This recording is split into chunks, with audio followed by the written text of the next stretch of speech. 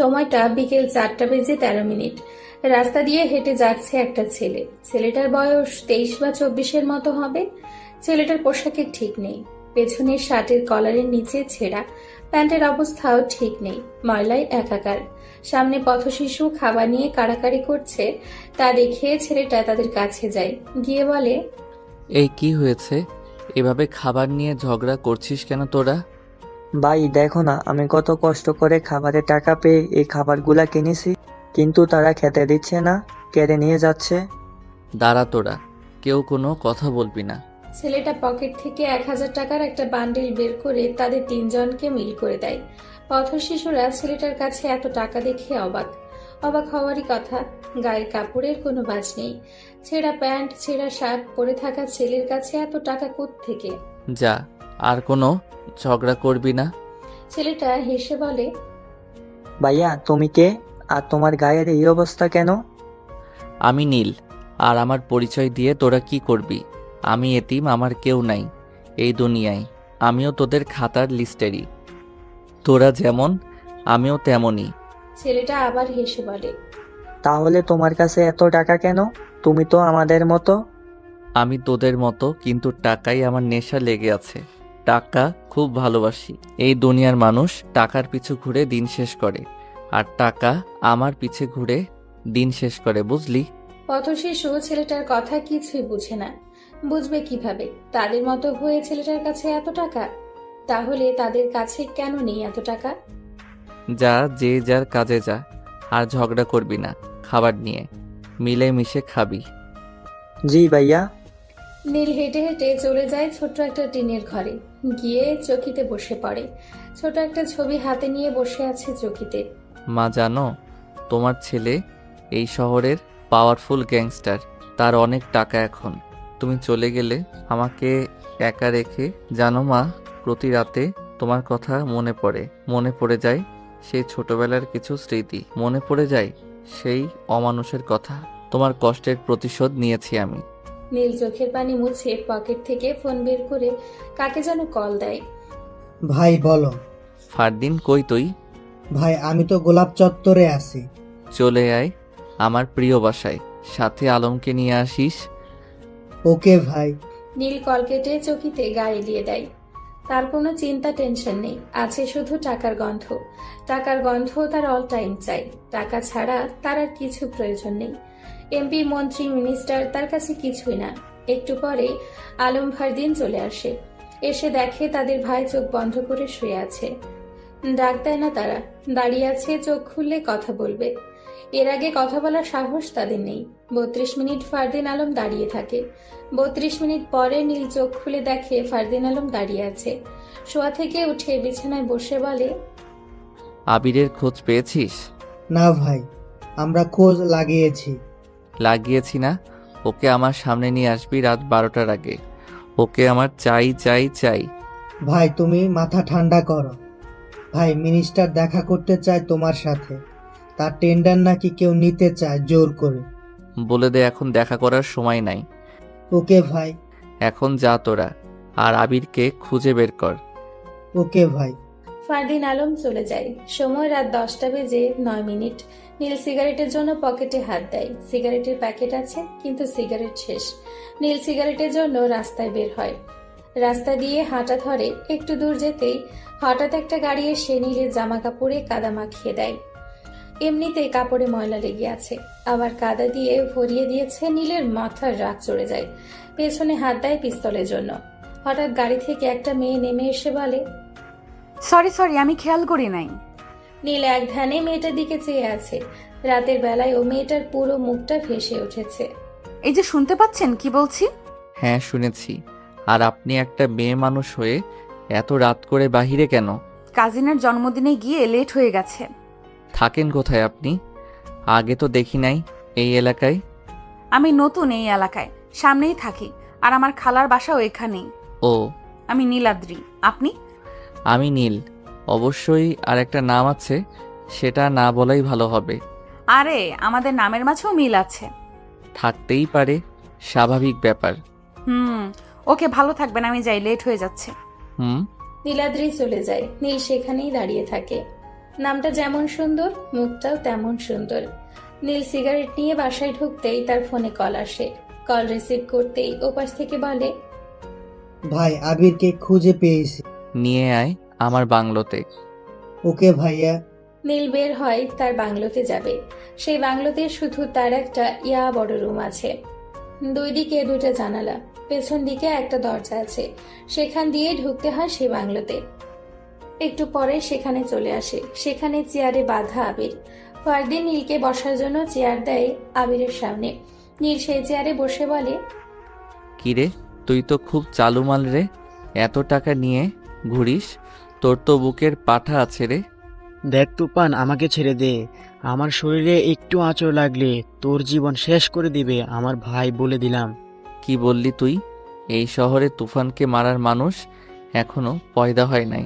পাওয়ার যার, এই শহর তার। ছোটবেলায় একজনকে কথা দিয়েছিলাম, এই শহরের সবচাইতে পাওয়ারফুল গ্যাংস্টার হব, টাকার উপরে ঘুমাবো। সেটাই হয়েছি, তার কথা আমি রেখেছি। তোর কোন বাপ কি করবে রে এ তুফানকে? তুই খুব বড় ভুলের মুখে যাচ্ছিস রে তুফান। রাখ তোর বালের পেঁচাল। ক্রেডিট কার্ডটা কই বল। আমি মরে গেলেও বলবো না। আমি সবকিছুই পারি। ফারদিন, জি ভাইয়া। ওকে চেক কর। ওকে ভাইয়া। ফারদিন আবিরকে চেক করে, কিন্তু ক্রেডিট কার্ড পায় না। ভাইয়া পাচ্ছি না। নীল জোরে হেসে দেয়। এই হাসি দেখে আবিরের গলা শুকিয়ে যায়। তুফান বলে, গেম ঠান্ডা মাথায় খেলতে হয় বুঝলি। তোরা দেখ, আমি বের করি ক্রেডিট কার্ড। তুফান আবিরের পায়ের নিচে জুতায় গুলি করে। তার পায়ের আঙ্গুল থেতলে যায়। নীল তার হাত জুতার নিচের অংশটা হাতে নিয়ে বলে, ফারদিন, এটাই ক্রেডিট কার্ড। কিন্তু ভাই, এটা তো জুতার নিচের অংশ, এখানে ক্রেডিট কার্ড থাকবে কি করে? ভিতরে আঙ্গুল ঢুকিয়ে দেখ, প্লাস্টিকের নরম জায়গায় মিশিয়ে রাখা। ফারদিন তাই করে। সত্যি ক্রেডিট কার্ড। তুফান মুচকি হেসে বলে, আমি কে তোরা জানিস?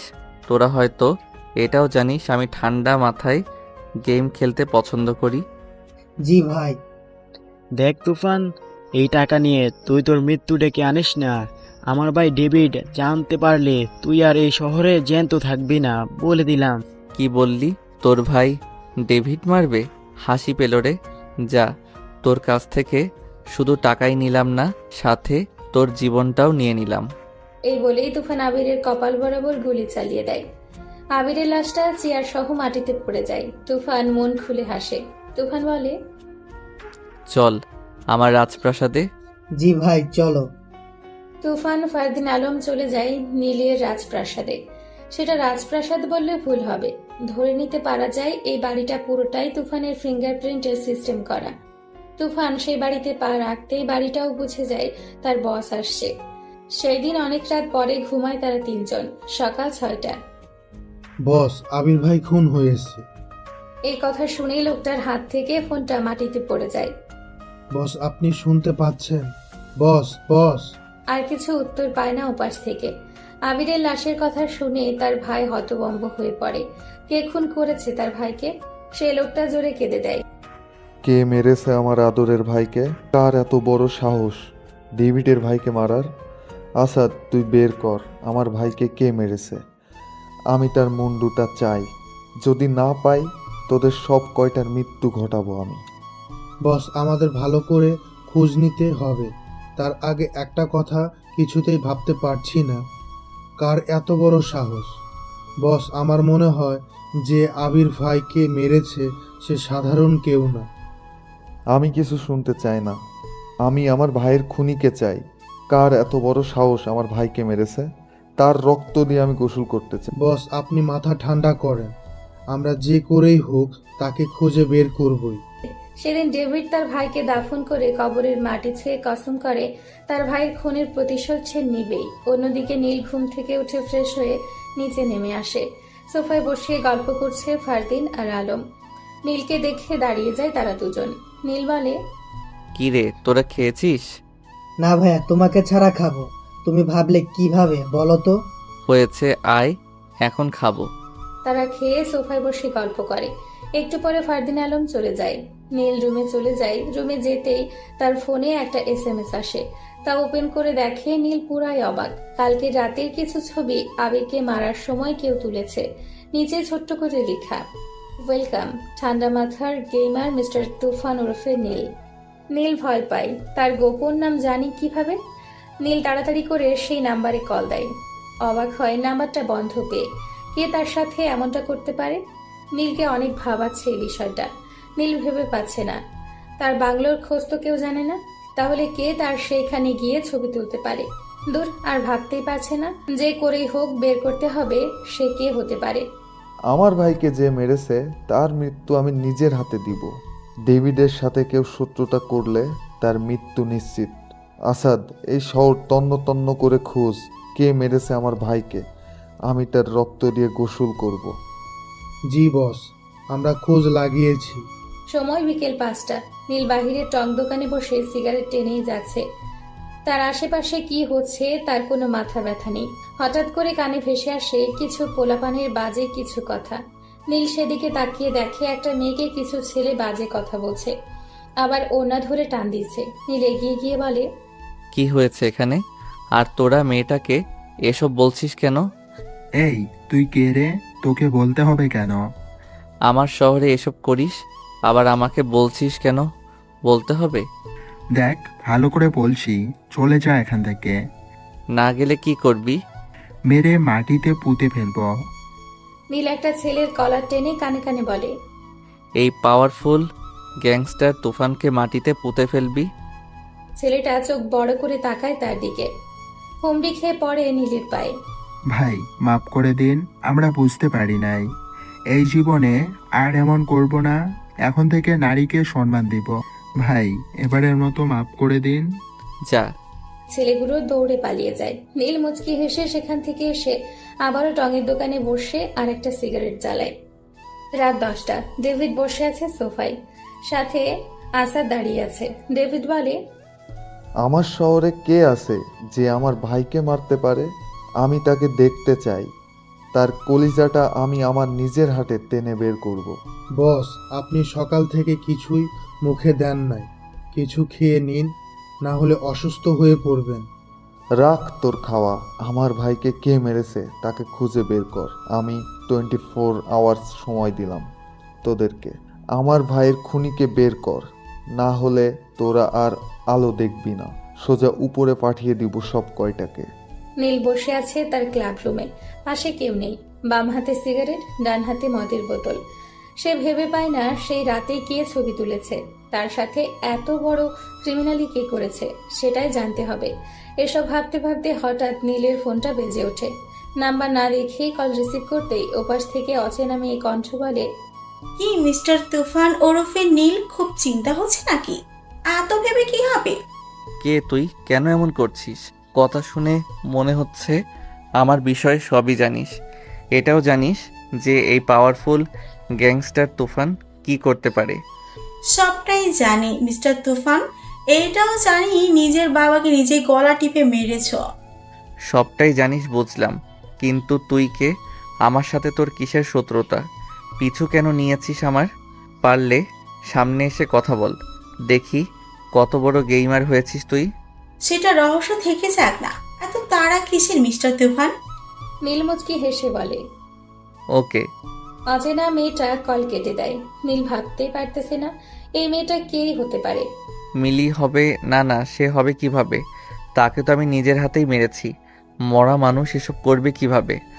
ওফ, আর ভাবতে পারতেছি না। যা করতে হবে ঠান্ডা মাথায় করতে হবে। সে আমার সাথে গেম খেলে যাচ্ছে। হা হা হা। হ্যাঁ ভাই বলেন। তোকে একটা নাম্বার পাঠিয়ে দিচ্ছি, চেক করে দেখ নাম্বারটা কই আছে। ওকে ভাই, পাঠিয়ে দিন। আমি রাত 11টায় জানিয়ে দেব আপনাকে। নীল ফোন কেটে দেয়। মুচকি হেসে ঘুমের রাজ্যে পা বাড়ায় নীল। যার বাবা নাই সে বুঝে বাবার জায়গাটা কতটা দামি একটা জায়গা। আর যার বাবাকে খুন করা হয় সেই তো সেই খুনিকে মারার অনেক চেষ্টা চালিয়ে যাবে। তোর কাছে তোর মা সব, তেমন আমার বাবাও আমার কাছে সব। সেই ছবিগুলো তোকে কোথায় নিয়ে যাবে তুই ভাবতেও পারবি না তুফান। আমি আমার বাবার খুনের প্রতিশোধ নিয়েই ছাড়ব। অপেক্ষা কর তুই। গেম তুই একাই খেলতে পারিস, আমি পারি না। সকালবেলা নীল ঘুম থেকে উঠে ফোনের শব্দে ঘুম চোখে কল রিসিভ করতেই ওপাশ থেকে বলে, ভাইয়া ডেভিড তোমাকে পাগলের মতো খুঁজছে। নীল ডেভিডের কথা শুনে বিছানায় উঠে বসে বলে। ফোন রাখ। নীল ঘুম চোখেই হেসে দেয়। যাক, সকালটা হাসি দিয়ে শুরু করা যাক। নীল আবারও হেসে ওঠে। নীল ফ্রেশ হয়ে দেয়াল ঘড়ির দিকে চেয়ে দেখে সময় 11টা বেজে 4 মিনিট। ফ্রেশ হয়ে খাবারের টেবিলে গিয়ে দেখে খাবার রেডি। নীল খেয়ে আবারও রুমে যেতেই আবারও তার ফোনটা বেজে ওঠে। এবার নাম্বার দেখে হালকা মুচকি হেসে রিসিভ করে। তুফান, তুমি একটু বেশি করে ফেলেছো। ডেভিডের ভাইকে মেরেছো। ডেভিড কিন্তু সাধারণ মানুষ না। এই তুফানের সাথে পাঙ্গা দিবে এমন মানুষ জন্ম হয় নাই এই পৃথিবীতে। মিনিস্টার, তুই হয়তো জানিস এই তুফান কি করতে পারে। জানি আমি, কিন্তু আন্ডারওয়ার্ল্ড থেকে চাপ আসছে আমার ওপরে। তুমি বলে দিলে তারা চুপ হয়ে যাবে। ওকে, তুই ফোন রাখ, আমি বলে দিচ্ছি। ওকে ভাই। মিনিস্টার কল কেটে দেয়। নীল কল দেয় আন্ডারওয়ার্ল্ডের শাওনের কাছে। আসসালামু আলাইকুম ভাই। ওয়ালাইকুম আসসালাম। ভাই, এটা কেন করতে গেলেন? ডেভিড পাগলের মতো খুঁজছে আপনাকে। আমাদের কাছে তার ভাইকে মারার সময় কিছু ছবি পাঠিয়েছে। ডেভিডকে কোনো রকমেই থামানো যাচ্ছে না। তার খেইল খতম করে দেই। সে বেশি পক করলে আমার মাথা গরম হয়ে যাবে, বলে দিলাম। বুঝেছি ভাই, কিন্তু ডেভিডকে কিছু করা যাবে না। আচ্ছা ভাই, এটা বলেন তো, ডেভিডের কাছে ওই ছবিগুলো কে পাঠিয়েছে? আমি জানি না, আর আমি ডেভিডকে দেখছি। তোরা চুপ করে আন্ডারওয়ার্ল্ডে বসে থাক। জি ভাই। নীল কল কেটে দেয়। ভাবনা জগতে পা বাড়ায়। সে এটা কেন করবে? ছবিগুলো ডেভিডের কাছে পাঠিয়েছে কেন? ডেভিডের সাথে তার কিসের সম্পর্ক? কিছুই ভেবে পাচ্ছি না। সে কি করতে চাচ্ছে? শালি, তোকে পেলে সোজা উপরে পাঠিয়ে দিব। বিকেল 5টায়। তুফান, তুই আমার ভাইকে মেরেছিস। তুই বাঁচতে পারবি না। তোর কলিজাটা আমি বের করে কুকুরকে খাইয়ে দিব। আসাদ। জি বস। আশরাফুলকে বাংলাদেশে আসতে বল। আমি তুফানের লাশ দেখতে চাই। জি বস। নীল তার বাইকে বসে আছে। সিগারেট টেনেই যাচ্ছে একটার পর একটা। ভাইয়া কি হয়েছে তোমাকে? চিন্তিত তো মনে হচ্ছে। ডেভিড বেশি বাড়াবাড়ি করলে তাকে একেবারে শেষ করে দেব। না, এত তারা কিসের? আগে খেলতে দে 1+2 গেমটা। বুঝলাম না ভাই। পরে সব বুঝতে পারবি। হঠাৎ নীলের ফোন বেজে ওঠে। নাম্বার দেখে নীল তাড়াতাড়ি করে রিসিভ করে। ওয়েলকাম মিস্টার তুফান। চিন্তিত নাকি? ডেভিড চিন্তা দিয়েছে নাকি? তুই কে বলতো? কেন এমন করছিস আমার সাথে? নিজের জীবনটার কথা ভাবতে পারিস না? কেন ওই ছবিগুলো ডেভিডের কাছে পাঠিয়েছিস? আমার জীবনের কথা ভেবে কি করব? তুই তোর জীবনের কথা ভাব। দেখ কি করি। গেম স্টার্ট হয়েছে মাত্র, খেলা জমবে রে। আর ছবির কথা বলিস, এটা রহস্যের খাতায় লিখে রাখ। নীল মুচকি হেসে বলে, ওকে, লিখে রাখলাম। আর কি বললি তুই খেলবি আমার সাথে গেম? হাসি পেল রে। তুই লিস্ট হয়ে গেলি রে। এই দুনিয়ার যেই কোনো জায়গায় থাকলে তোকে খুঁজে বের করব আমি। চেষ্টা চালিয়ে যা। Good bye. মেয়েটা কল কেটে দেয়। নীলের বাড়ি একটু চিন্তায় পড়ে যায়। মেয়েটা কি করতে চাচ্ছে? সবচেয়ে বড় কথা, তার সাথে তার কিসের শত্রুতা সেটাই খুঁজে পাচ্ছে না। ভাই কি হয়েছে? কে কল দিয়েছে? তোরা বাসায় চলে যা, আমি ক্লাবে যাব। আর সময় হলে সব জানতে পারবি। ওকে ভাইয়া। ফারদিন আর আলম চলে যায়। নীল বাইকে উঠে চলে যেতে চাইলে কেউ তাকে পেছন থেকে ডাক দেয়। নীল পেছনে তাকাতেই দেখে সেই রাতের মেয়েটা, নীলাদ্রি। নীল বাইক থেকে আবারও পা নামিয়ে বসে। মেয়েটা কাছে এসে বলে, কেমন আছেন? ভালো। আপনি? ভালো, কিন্তু আপনাকে দেখে মনে হচ্ছে চিন্তিত। না, আপনি এই সময়ে? না, বাসা থেকে বের হই না। আজকে ভাবলাম একটু ঘুরে আসি, তাই আসা আর কি। আপনার সাথে দেখা হয়ে ভালোই হলো। চলেন। কোথায় যাব? আসেন আমার সাথে। নীল নীলাদ্রির সাথে যায়। একটু যেতেই দেখে ফুচকার দোকান। নীল বুঝতে পারে নীলাদ্রি ফুচকা খাওয়ার জন্যই নিয়ে এসেছে। নীলাদ্রি বলে, আজকে ফুচকা খাবো। আপনি খান, আমি এসব খাই না। আপনি না খেলে আমিও খাবো না। নীল ভাবে এমন ভাব দেখাচ্ছে মনে হয় আমি তার প্রেমিক। কি হলো, কি ভাবেন? কিছু না। মামা 2 প্লেট ফুচকা দেন তো। একটু পরে 2 প্লেট ফুচকা দেয়। নীল মুখে না দিয়ে নীলাদ্রির দিকে তাকিয়ে আছে। কি সুন্দর করে ফুচকা মুখে দিচ্ছে। সত্যি মেয়েরা ফুচকা খাওয়ার সময় খুব সুন্দর লাগে। যে তার প্রিয় মানুষকে নিয়ে ফুচকা খায় সে জানে তার প্রিয় মানুষকে কত সুন্দর লাগে ফুচকা খাওয়ার সময়। নীল খাচ্ছে না দেখে নীলাদ্রি বলে, কি হলো, খাচ্ছেন না কেন? কই খাচ্ছি তো। আমার জীবনে ভালোবাসা নামকটা নাই। কোনো গ্যাংস্টারের জীবনে ভালোবাসা থাকে না, তারা মৃত্যুর মুখে থাকে। কখন কোন দিক দিয়ে গুলি এসে বুকে লেগে মরা লাশটা মাটিতে পড়ে থাকবে বলা যায় না। তাই ভালোবাসা নামক জিনিসটা গ্যাংস্টারের জীবনে থাকে না। আমি আর খেতে পারবো না। মাত্র এইটুকু খেয়েই আর খাবেন না? ওকে দাঁড়ান, বিলটা দিয়ে আসি। না, আমি বিল দিয়ে দিছি, আপনার দিতে হবে না। চলেন আপনাকে বাসায় নামিয়ে দিয়ে আসি। নীল নীলাদ্রিকে নিয়ে বাইকে ওঠে। নীলাদ্রিকে বাসায় নামিয়ে দিয়ে চলে আসে ক্লাবে। রাত 10:12। নীল বসে আছে ক্লাবে, সিগারেট হাতে। চারপাশটা নাচে গানে ভরে উঠেছে। নীল উঠে বাহিরে সে বাইকে ওঠে। বাইক চলতে থাকে বাসার উদ্দেশ্যে। একটু যেতে সামনে কিছু ছেলে পেলে রাস্তা ব্লক করে তার বাইক আটকায়। নীল বাইক থেকে নেমে বলে, কি হয়েছে ভাই, রাস্তার ব্লক করে দাঁড়িয়ে আছেন কেন? তোর জানটা নেওয়ার জন্যই দাঁড়িয়ে আছি রে। নীল মুচকি হাসে। এই হাসির কারণটা হয়তো তাদের জীবনটা কেড়ে নেওয়ার কারণ। তাই নাকি? এই কয়জনে আমার জীবন নিবি? হা হা হা, আমরা আছি 11 জন আর তুই একা পুচকা একটা ছেলে। তোকে মারতে আমি একাই যথেষ্ট রে। নীলে বা জোরে হেসে দেয়। তারা নীলের হাসি দেখে একটু ভয় পায়। তাহলে আয়, দেরি করছিস কেন? প্রথম ছেলেটা হকি স্টিক নিয়ে নীলের সামনে যেয়ে বাড়ি দিতে যাবে। এই মুহূর্তে নীল ঘুরিয়ে তার বুকে একটা লাথি মারে। ছেলেটা ছিটকে পড়ে যায়। সাথে থাকা ছেলেগুলো 4 কদম পিছিয়ে যায়। প্রথম ছেলেটা মাটি থেকে উঠে বলে, এই তোরা দাঁড়িয়ে কি দেখছিস?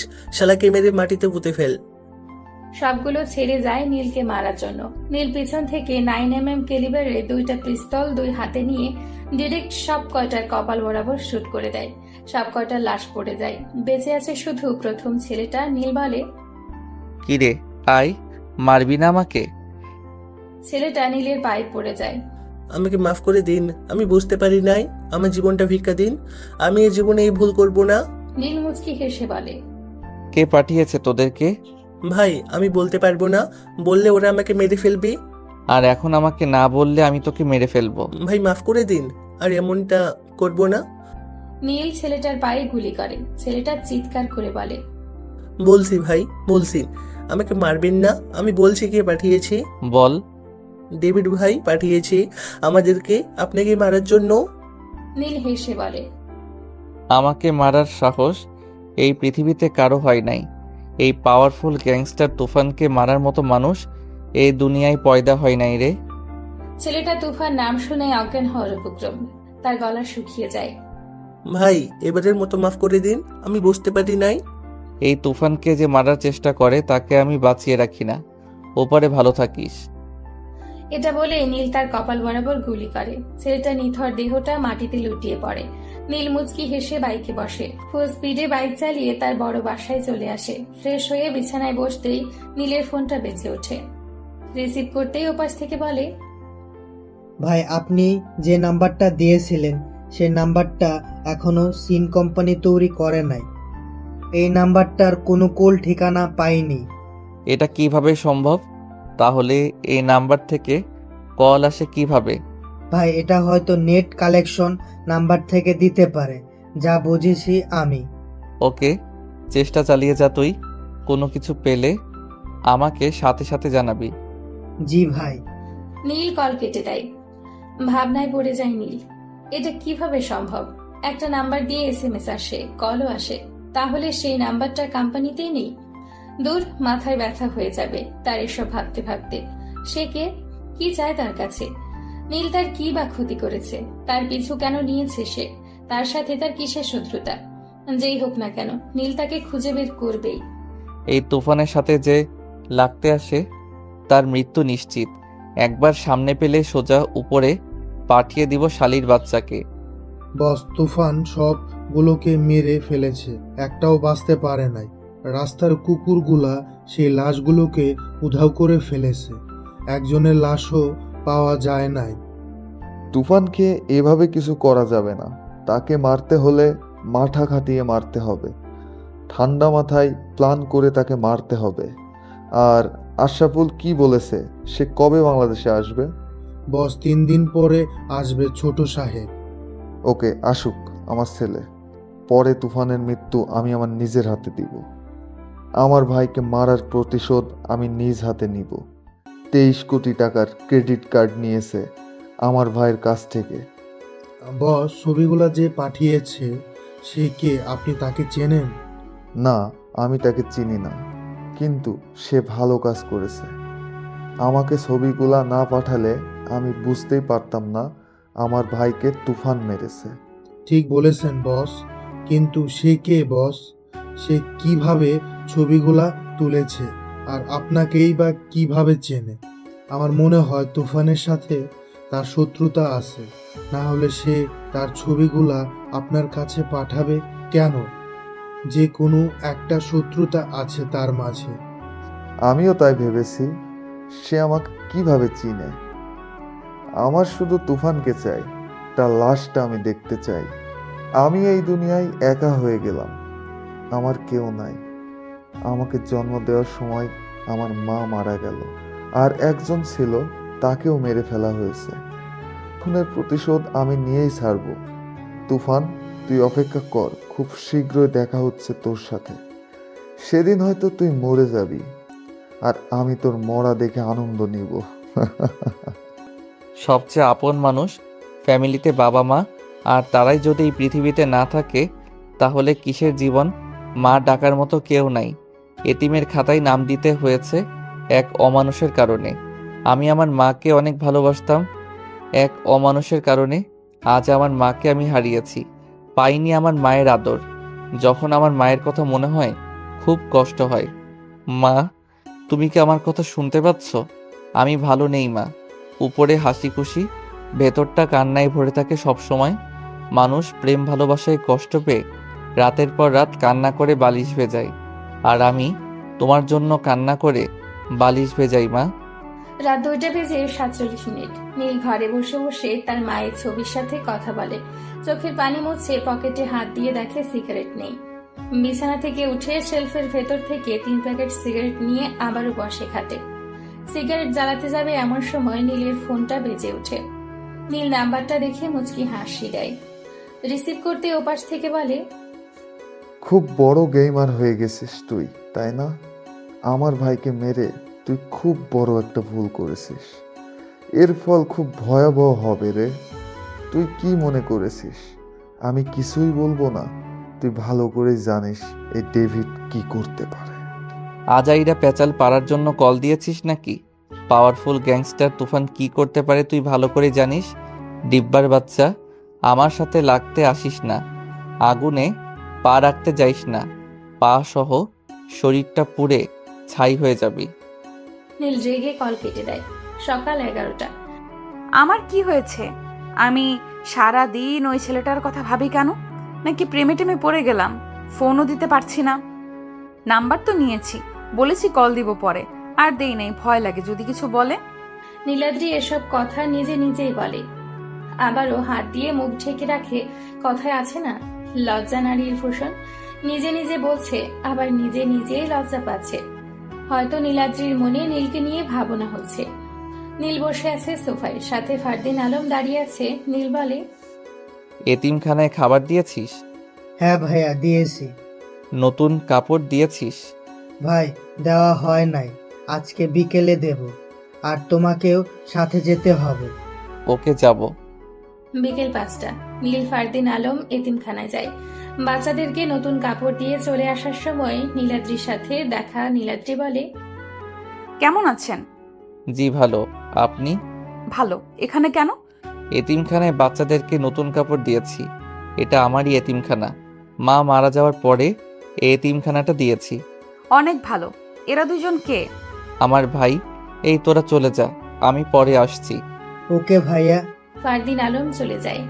নীল ফারদিন আলমকে নিজের ভাইয়ের মতোই দেখে, কোনো কিছুর কষ্ট হতে দেয় না। নীলাদ্রি বলে, চলেন সামনে যাই। চলেন, আমাদের মাঝে ভালো একটা বন্ধুত্বের সম্পর্ক হয়েছে, তাই না? হ্যাঁ। আচ্ছা, এর থেকে বেশি কিছু হওয়া যায় না আমাদের মাঝে? বুঝলাম না, কিছু বললেন? না, কিছু বলি নাই। সেদিন তারা অনেক ঘোরাঘুরি করে। নীলার দিকে বাসায় দিয়ে নীল রাস্তা দিয়ে হাঁটতে থাকে। সময় তখন রাত 9টা। নীলের হাতে সিগারেট, একটু পর সিগারেটে টান দিচ্ছে। ল্যাম্পপোস্টের আলোতে পুরো রাস্তাটা আলোকিত হয়ে আছে। নিরিবিলি রাস্তায় এই শহরটা অন্যরকম। সন্ধ্যের পরেই যে যার ঘরে বসে থাকে, ভুলেও বাহিরে বের হয় না। আছে ছিনতাইকারী, আছে চোর, আছে ডাকাত, আছে সন্ত্রাসী। এই শহরটা ভয়ে পরিণত হয়েছে। যার পাওয়ার বেশি সে এই শহরের রাজা। নিচু হয়ে হাঁটলে মানুষ ঘাড়ে চাপ দিয়ে আরো নিচু করে দেয়। যত মাথা উঁচু করে চলা যায় ততই ভালো। মানুষকে তেল মারলে তার লেভেল উপরে উঠবেই। নীল এসব কথা ভাবতে ভাবতে চলে আসে চত্বরের পাশে। চত্বরের পাশে আসতেই 4জন ছেলে তাকে আটকায়। সাথে কি আছে বের কর, না হলে মেরে ফেলবো। নীল দেখে সবগুলো ছেলের হাতে চাকু, যাকে বলা হয় বড় খুর। নীল মুচকি হাসে। ছেলেগুলো নীলের মুচকি হাসি দেখে অবাক হয়। প্রথম ছেলেটা বলে, কিরে তুই হাসছিস কেন? এই প্রথম দেখলাম কাউকে মেরে ফেলার কথা বললে হাসে। তোকে দেখে বোঝাই যায় না তুই সাধারণ মানুষ। নীল এবার জোরে হেসে দেয়। এই হাসি দেখে ছেলেগুলো ভয় পায়, তবুও তারা ছাড়ার পাত্র না।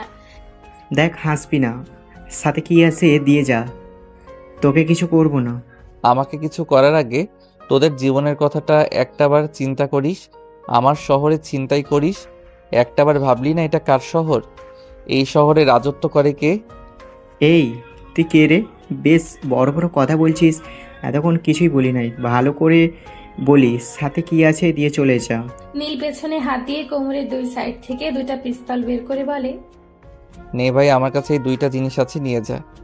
ছেলেগুলো বড় করে ঢোক গিরে চোখ বড় করে তাকায় নীলের দিকে। নীল বলে, কিরে, নে, নিয়ে চলে যা। তবু আমাকে মারিস না ভাই, নে নিয়ে চলে যা। ছেলেগুলো নীলের পায়ে পড়ে যায়। ভাই মাফ করে দিন আমাকে, আমরা চিনতে পারি নাই। ভাই আমাদের জীবনটা ভিক্ষা দিন, এই জীবন বেঁচে থাকলে ছিন্নতাই করবো না। প্লিজ ভাই মাফ করে দিন। বলেই 4টা বুলেট 4জনের মাথায় ভরে দেয়। 4জনের লাশ পড়ে থাকে রাস্তায়। নীল শুনতে পায় একটু দূরেই কুকুরের ডাক। ভালোই হলো, কুকুরের খাবার জোগাড় হয়ে গেছে। নীল সেখান থেকে চলে আসে বাসায়। এসে বিছানায় গা এলিয়ে দেয়। সাথে সাথে ঘুমিয়ে পড়ে। রাত 2টায় নীলের ঘুম ভাঙে ফোনের শব্দে। ঘুমো ঘুমো চোখে ফোন রিসিভ করতেই ওপাশ থেকে বলে, হাই তুফান, ঠান্ডা মাথার গেমার। কেন কল দিয়েছিস তুই? আর তুই কে রে? মানুষের বাচ্চা হলে সামনে এসে কথা বল, দেখি কত বড় বুকের পাঠা তোর। আরে এত অস্থির হচ্ছিস কেন? কিছু পেতে হলে অপেক্ষা করতে হয়। অপেক্ষা কর, শীঘ্রই দেখা হবে। ডেভিডের সাথে তোর কিসের সম্পর্ক? ছবিগুলো কেন দিয়েছিস? এটা ছোট্ট একটা গেম খেলাম তোর সাথে। নীলের ঠোঁটে মুচকি হাসি। নীল বলে, তাই নাকি? ছোট গেমও খেলতে পারিস তুই? এই তুফানের সম্পর্কে তুই ভালো করে জানিস কি করতে পারি আমি। তুই বাংলাদেশের যেই কোনো জায়গায় থাকিস না কেন, তোকে আমি খুঁজে বের করব। আর যেদিন তোকে খুঁজে পাবো, মনে রাখিস সেদিনই তোর শেষ দিন। চেষ্টা চালিয়ে যা। গুড নাইট মিস্টার তুফান। মেয়েটা কল কেটে দেয়। নীল চিন্তায় পড়ে যায়। ডেভিডের সাথে এই মেয়েটার কি সম্পর্ক থাকতে পারে? আর ডেভিডই বা তাকে কি করে চিনে? ঘুমচড়া মাথাটা আবলা হয়ে যাবে মনে হচ্ছে। ভেবেই পাচ্ছে না কি হচ্ছে তার সাথে। সকাল 9টা। নীল বসে আছে মিনিস্টারের সামনে। পাশে দাঁড়িয়ে আছে ফারদিন আলম। আমাকে একটু হেল্প করেন তুফান ভাই। সিটি কলেজের ভিপি আমার টেন্ডারটা নিতে চাচ্ছে। এই টেন্ডার নিয়ে গেলে আমাকে পথে বসতে হবে ভাই। তোকে হেল্প করতে পারি, কারণ আমার বিপদের সময় তুই আমার পাশে ছিলি। যে আমার উপকার করে আমি তার উপকার করি। আলম, হ্যাঁ ভাইয়া বলো। ওই বিপির বাচ্চাকে ঠিক করে দিবি। বেশি পকানি করলে উপরে পাঠিয়ে দিবি। ভাই কি বলে যে আপনাকে ধন্যবাদ দেব? দেখ মিনিস্টার, তুই হয়তো জানিস এই তুফান কারো কাছে থেকে ধন্যবাদ নেয় না, উল্টা ধন্যবাদ দেয়। জানি ভাই। আমি গেলাম। আর ফারদিন আলম, কাজ শেষ করে বাসায় চলে যাবি। আমি রাতে আসবো না। ওকে ভাইয়া। নীল মিনিস্টারের বাসা থেকে বের হয়ে চলে যায় ক্লাবে। মাথায় যতক্ষণ মদের নেশা থাকে, পুরনো স্মৃতি ভুলে থাকি। মানুষ ভালোবাসে ভালো কিছু, আর আমি ভালোবাসি মদকে, যেটা আমার অতীত ভুলে থাকতে সাহায্য করে। এটাই আমার বন্ধু, এটাই আমার ভালোবাসা। এই, আমাকে কোথায় নিয়ে যাচ্ছিস তোরা? আর কে তোরা? শালা ভিপির বাচ্চা, বেশি বেড়ে গেছিস তুই, তাই না? কে তোরা? আমাকে এইখানে নিয়ে আসছিস কেন? তোর জানটা নেওয়ার জন্য নিয়ে আসছি। আমার অপরাধ কি? কেন আমায় মারতে চাও তোমরা? শালা মরার কথা শুনে মুখ দিয়ে তুমি বের হয়, এতক্ষণ তুই করে বলছিল। আমাকে মেরো না প্লিজ। কি অপরাধ আমার বলো? মিনিস্টারের টেন্ডার নিতে চাস কেন? জানিস না মিনিস্টার তুফান ভাইয়ের লোক? অনেক পাওয়ার হয়েছে তোর, তাই না? আজকে পাওয়ার বের করব তোর। ভাই, আমার ভুল হয়ে গেছে। আমি বুঝি নাই। মিনিস্টার তুফান ভাইয়ের লোক, ভুল হয়ে গেছে ভাই। এইবারের মতো মাফ করে দিন। আর কখনোই রাজনীতির টেন্ডারে নিয়ে ঝামেলা করব না। তুই আজকের পর থেকে রাজনীতি করবি না। কলেজের ভিপি ভিপির মতো থাকবি। কলেজের ছাত্রছাত্রীদেরকে সাহায্য করবি। ঠিক আছে ভাই। যা। বিপি দৌড়ে পালায়। এটা দেখে ফারদিন আর আলম হেসে চলে আসে বাসায়। রাত 10:23। ডান হাতে মদের বোতল, বাম হাতে সিগারেট। সিগারেটে টান দিচ্ছে আর ধোঁয়া উপরে ছেড়ে দিচ্ছে। ল্যাম্পপোস্টের আলোটাও আজকে নেই, হয়তো কারেন্ট নেই, কিন্তু চাঁদটা উঠেছে। চাঁদের আলোটা বেশ আলোকিত করেছে চারপাশটা। হঠাৎ নীলের কানের পাশ দিয়ে পিস্তলের একটা বুলেট যায়। নীলের কানে বুলেটের গরম বাতাসটা লাগে। নীল ঘাড় ঘুরিয়ে পেছনে তাকিয়ে দেখে 7 জন লোক দাঁড়িয়ে আছে। চাঁদের আলোতে স্পষ্ট দেখা যাচ্ছে একজনের হাতে পিস্তল আর 6 জনের হাতে বড় বড় ছুরি। নীল তার কোমরে হাত দিবে পিস্তলের জন্য, সেই মুহূর্তে সামনে থেকে গুলি চালায়। নীল নিচু হয়ে যায়, বুলেট ওপর দিয়ে চলে যায়। নীল এক হাত দিয়ে একটা পিস্তল কোমর থেকে নিয়ে গুলি করে সামনের দিকে। পিস্তলের ফুল 6টা গুলি 6 জনের বুক বরাবর শুট করে নীল। সাথে সাথে সেই 6 জন লোক মাটিতে পড়ে যায় আর একজন লোক দৌড়ে পালাতে চেষ্টা করে, কিন্তু পারে না। নীল যায় বাম পাশের গলিতে আর সেই লোকটা বাম পাশের গলিতেই হোঁচট খেয়ে পড়ে যায়। নীল তার সামনে গিয়ে দাঁড়ায়। ছেলেটা নীলের পা থেকে মাথা পর্যন্ত দেখে। নীল বাম হাত দিয়ে কোমরের বাম পাশের পিস্তলটা হাতে নিয়ে বলে, কে তোরা? আর আমাকে মারার চেষ্টা করেছিস কেন? কে পাঠিয়েছে তোদেরকে? আমি বলবো না। ভালো করে বলছি, বল কে পাঠিয়েছে। আমি বলতে পারবো না। নীল লোকটার হাঁটুর ওপরে একটা গুলি করে। লোকটা চিৎকার দিয়ে ওঠে, বল কে পাঠিয়েছে। ভাই, আমাকে মারবেন না। আমি বলছি কে পাঠিয়েছে। ম্যাডাম, পাঠিয়ে। হঠাৎ একটা গুলি এসে লোকটার মাথার পেছনে লাগে। নীল সামনে তাকিয়ে দেখে একটা বাইক ফুল স্পিডে চলে যাচ্ছে। নীল চাইলেও কিছু করতে পারবে না। কে হতে পারে? আর আমি এই রাস্তা দিয়ে যাচ্ছি, সেই বা কি করে জানে? আর এত দূর থেকে গুলিটা কপাল এসে লাগলো, এটা প্রশিক্ষণ ছাড়া তো সম্ভব না। তাহলে কি সে প্রশিক্ষণ প্রাপ্ত কেউ? আর আমাকেই বা কেন মারতে চায়? আমার সাথে কি হচ্ছে এসব? কিছুই বুঝতেছি না। সাবধান হতে হবে আমাকে। আর কে আমার সাথে এমনটা করতে পারে, এটা বের করতেই হবে। নীল সেখান থেকে তার ছোট বাসায় চলে আসে। এসে চকিতে বসতেই নীলের ফোন বেজে ওঠে। নাম্বার দেখে রিসিভ করতেই ওপাশ থেকে বলে, এবারে যাত্রায় বেঁচে গেলি। ভালো করে শুনে রাখ, সামনের যাত্রায় আর বেঁচে থাকবি না। ও, তোর কাজ এটা? তুই মেয়ে হয়ে এটা কেন করছিস? আমার সাথে তোর কিসের শত্রুতা? দেখ, ভালো করে বলি, আমার সাথে লাগতে আসিস না। তোকে যদি পাই, জ্যান্ত পুঁতে ফেলবো। আরে, তুই আমার কিছুই করতে পারবি না। একটা কথা মনে রাখিস, তুই চলিস ডালে ডালে, আমি চলি পাতায় পাতায়। আমার কাছ থেকে আমার সবচেয়ে প্রিয় জিনিসটা কেড়ে নিয়েছিস। তোকে আমি ছাড়বো না তুফান, অপেক্ষা কর। তোর মৃত্যুটা খুব শীঘ্রই হবে। নীল মুচকি হেসে বলে, ওকে, অপেক্ষায় আছি। মেয়েটা ফোন কেটে দেয়।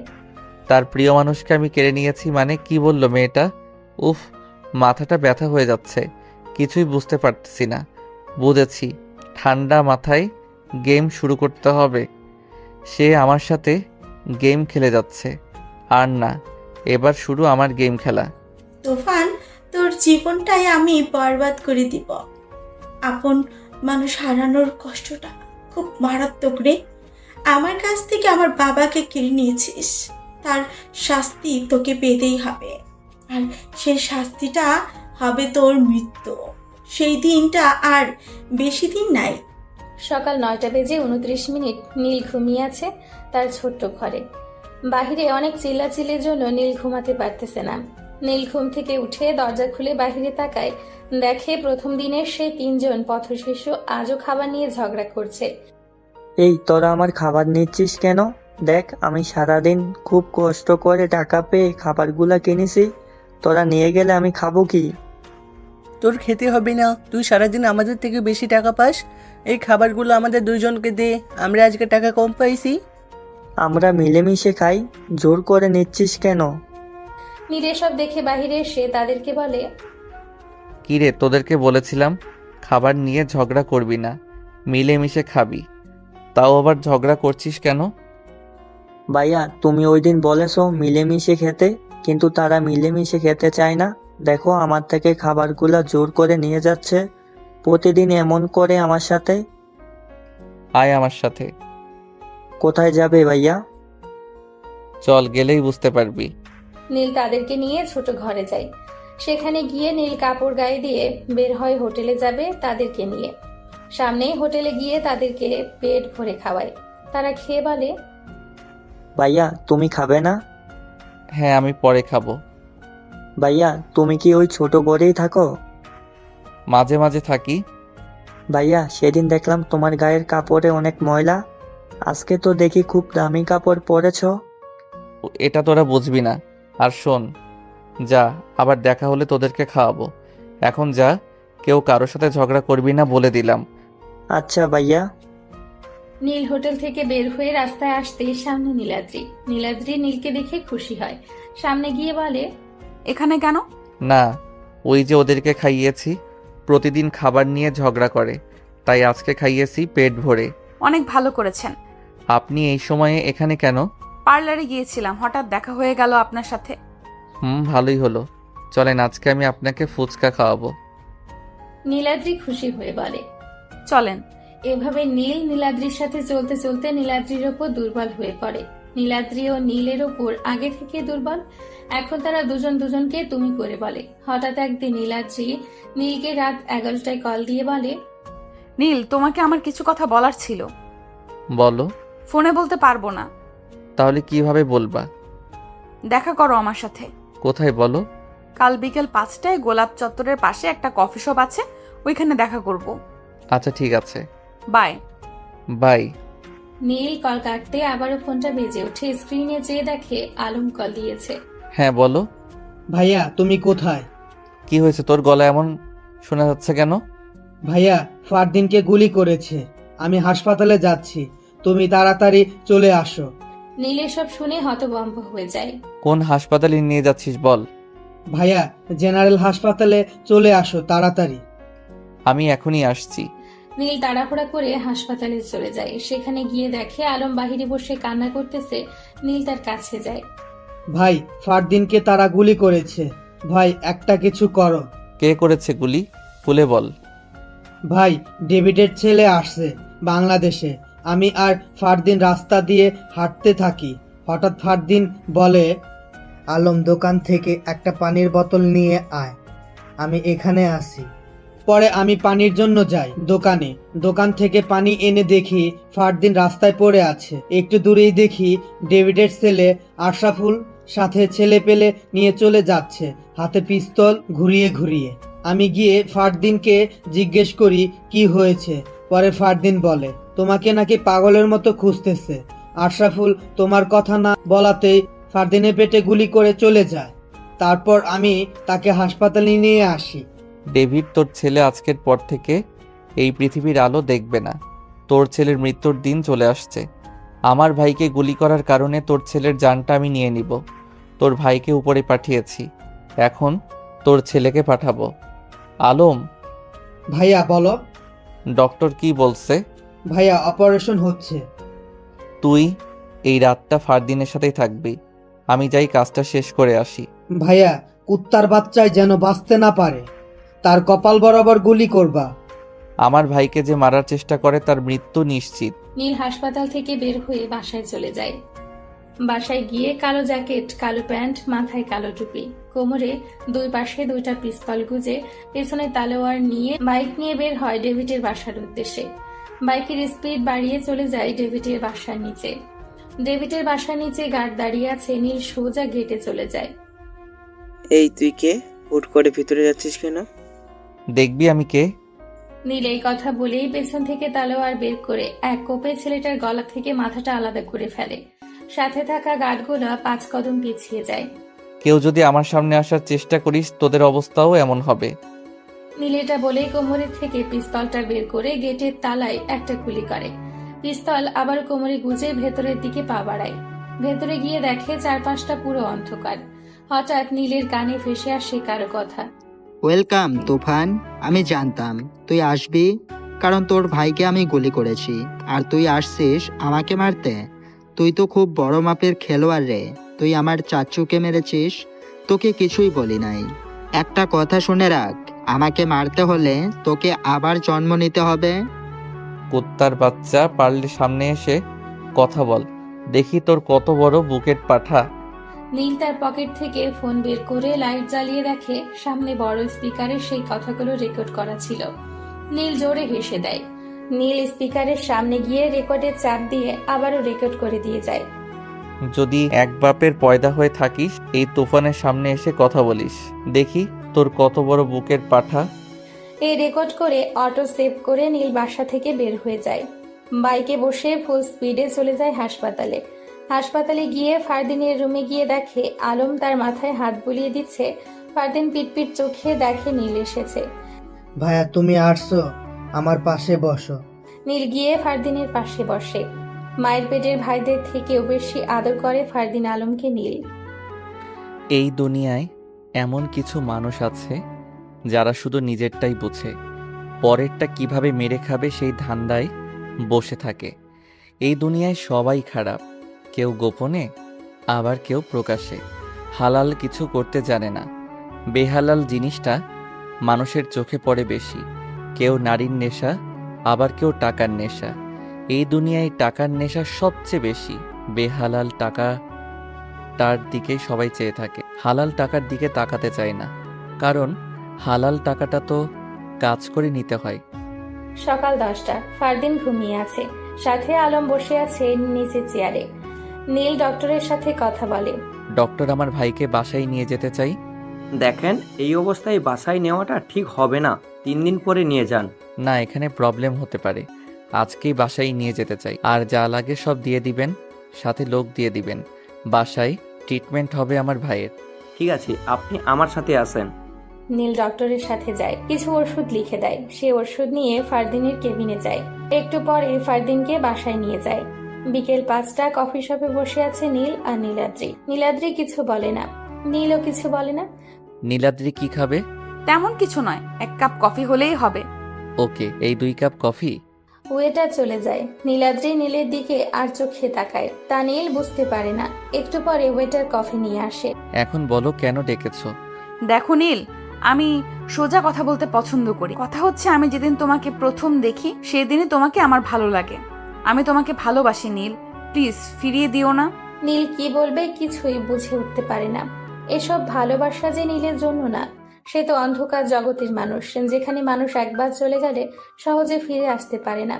মৃত্যুটা কখন হয় টেরও পাওয়া যায় না। গ্যাংস্টারের জীবনে যে ভালোবাসা নামটাই নেই। কি হলো নীল, কিছু বলছো না যে?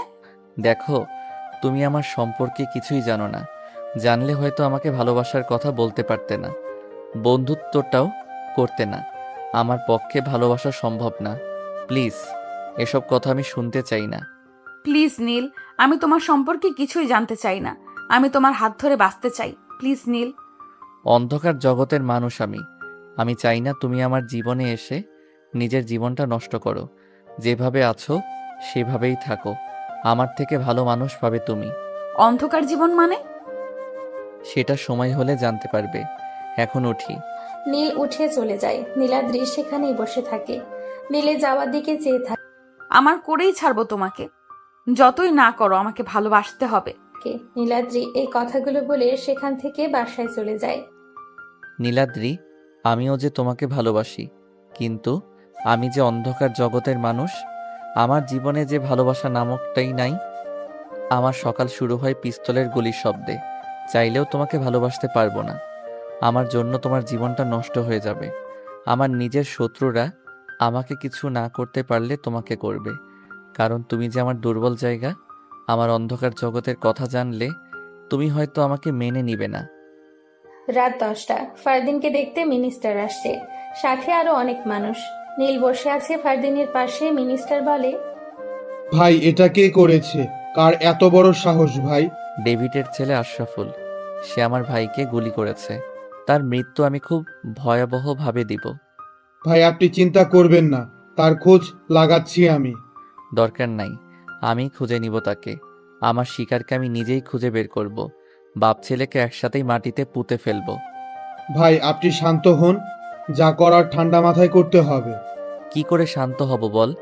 আমার ভাইকে মারার চেষ্টা করে, এই পাওয়ারফুল গ্যাংস্টার তুফানের ভাইকে মারার চেষ্টা করে।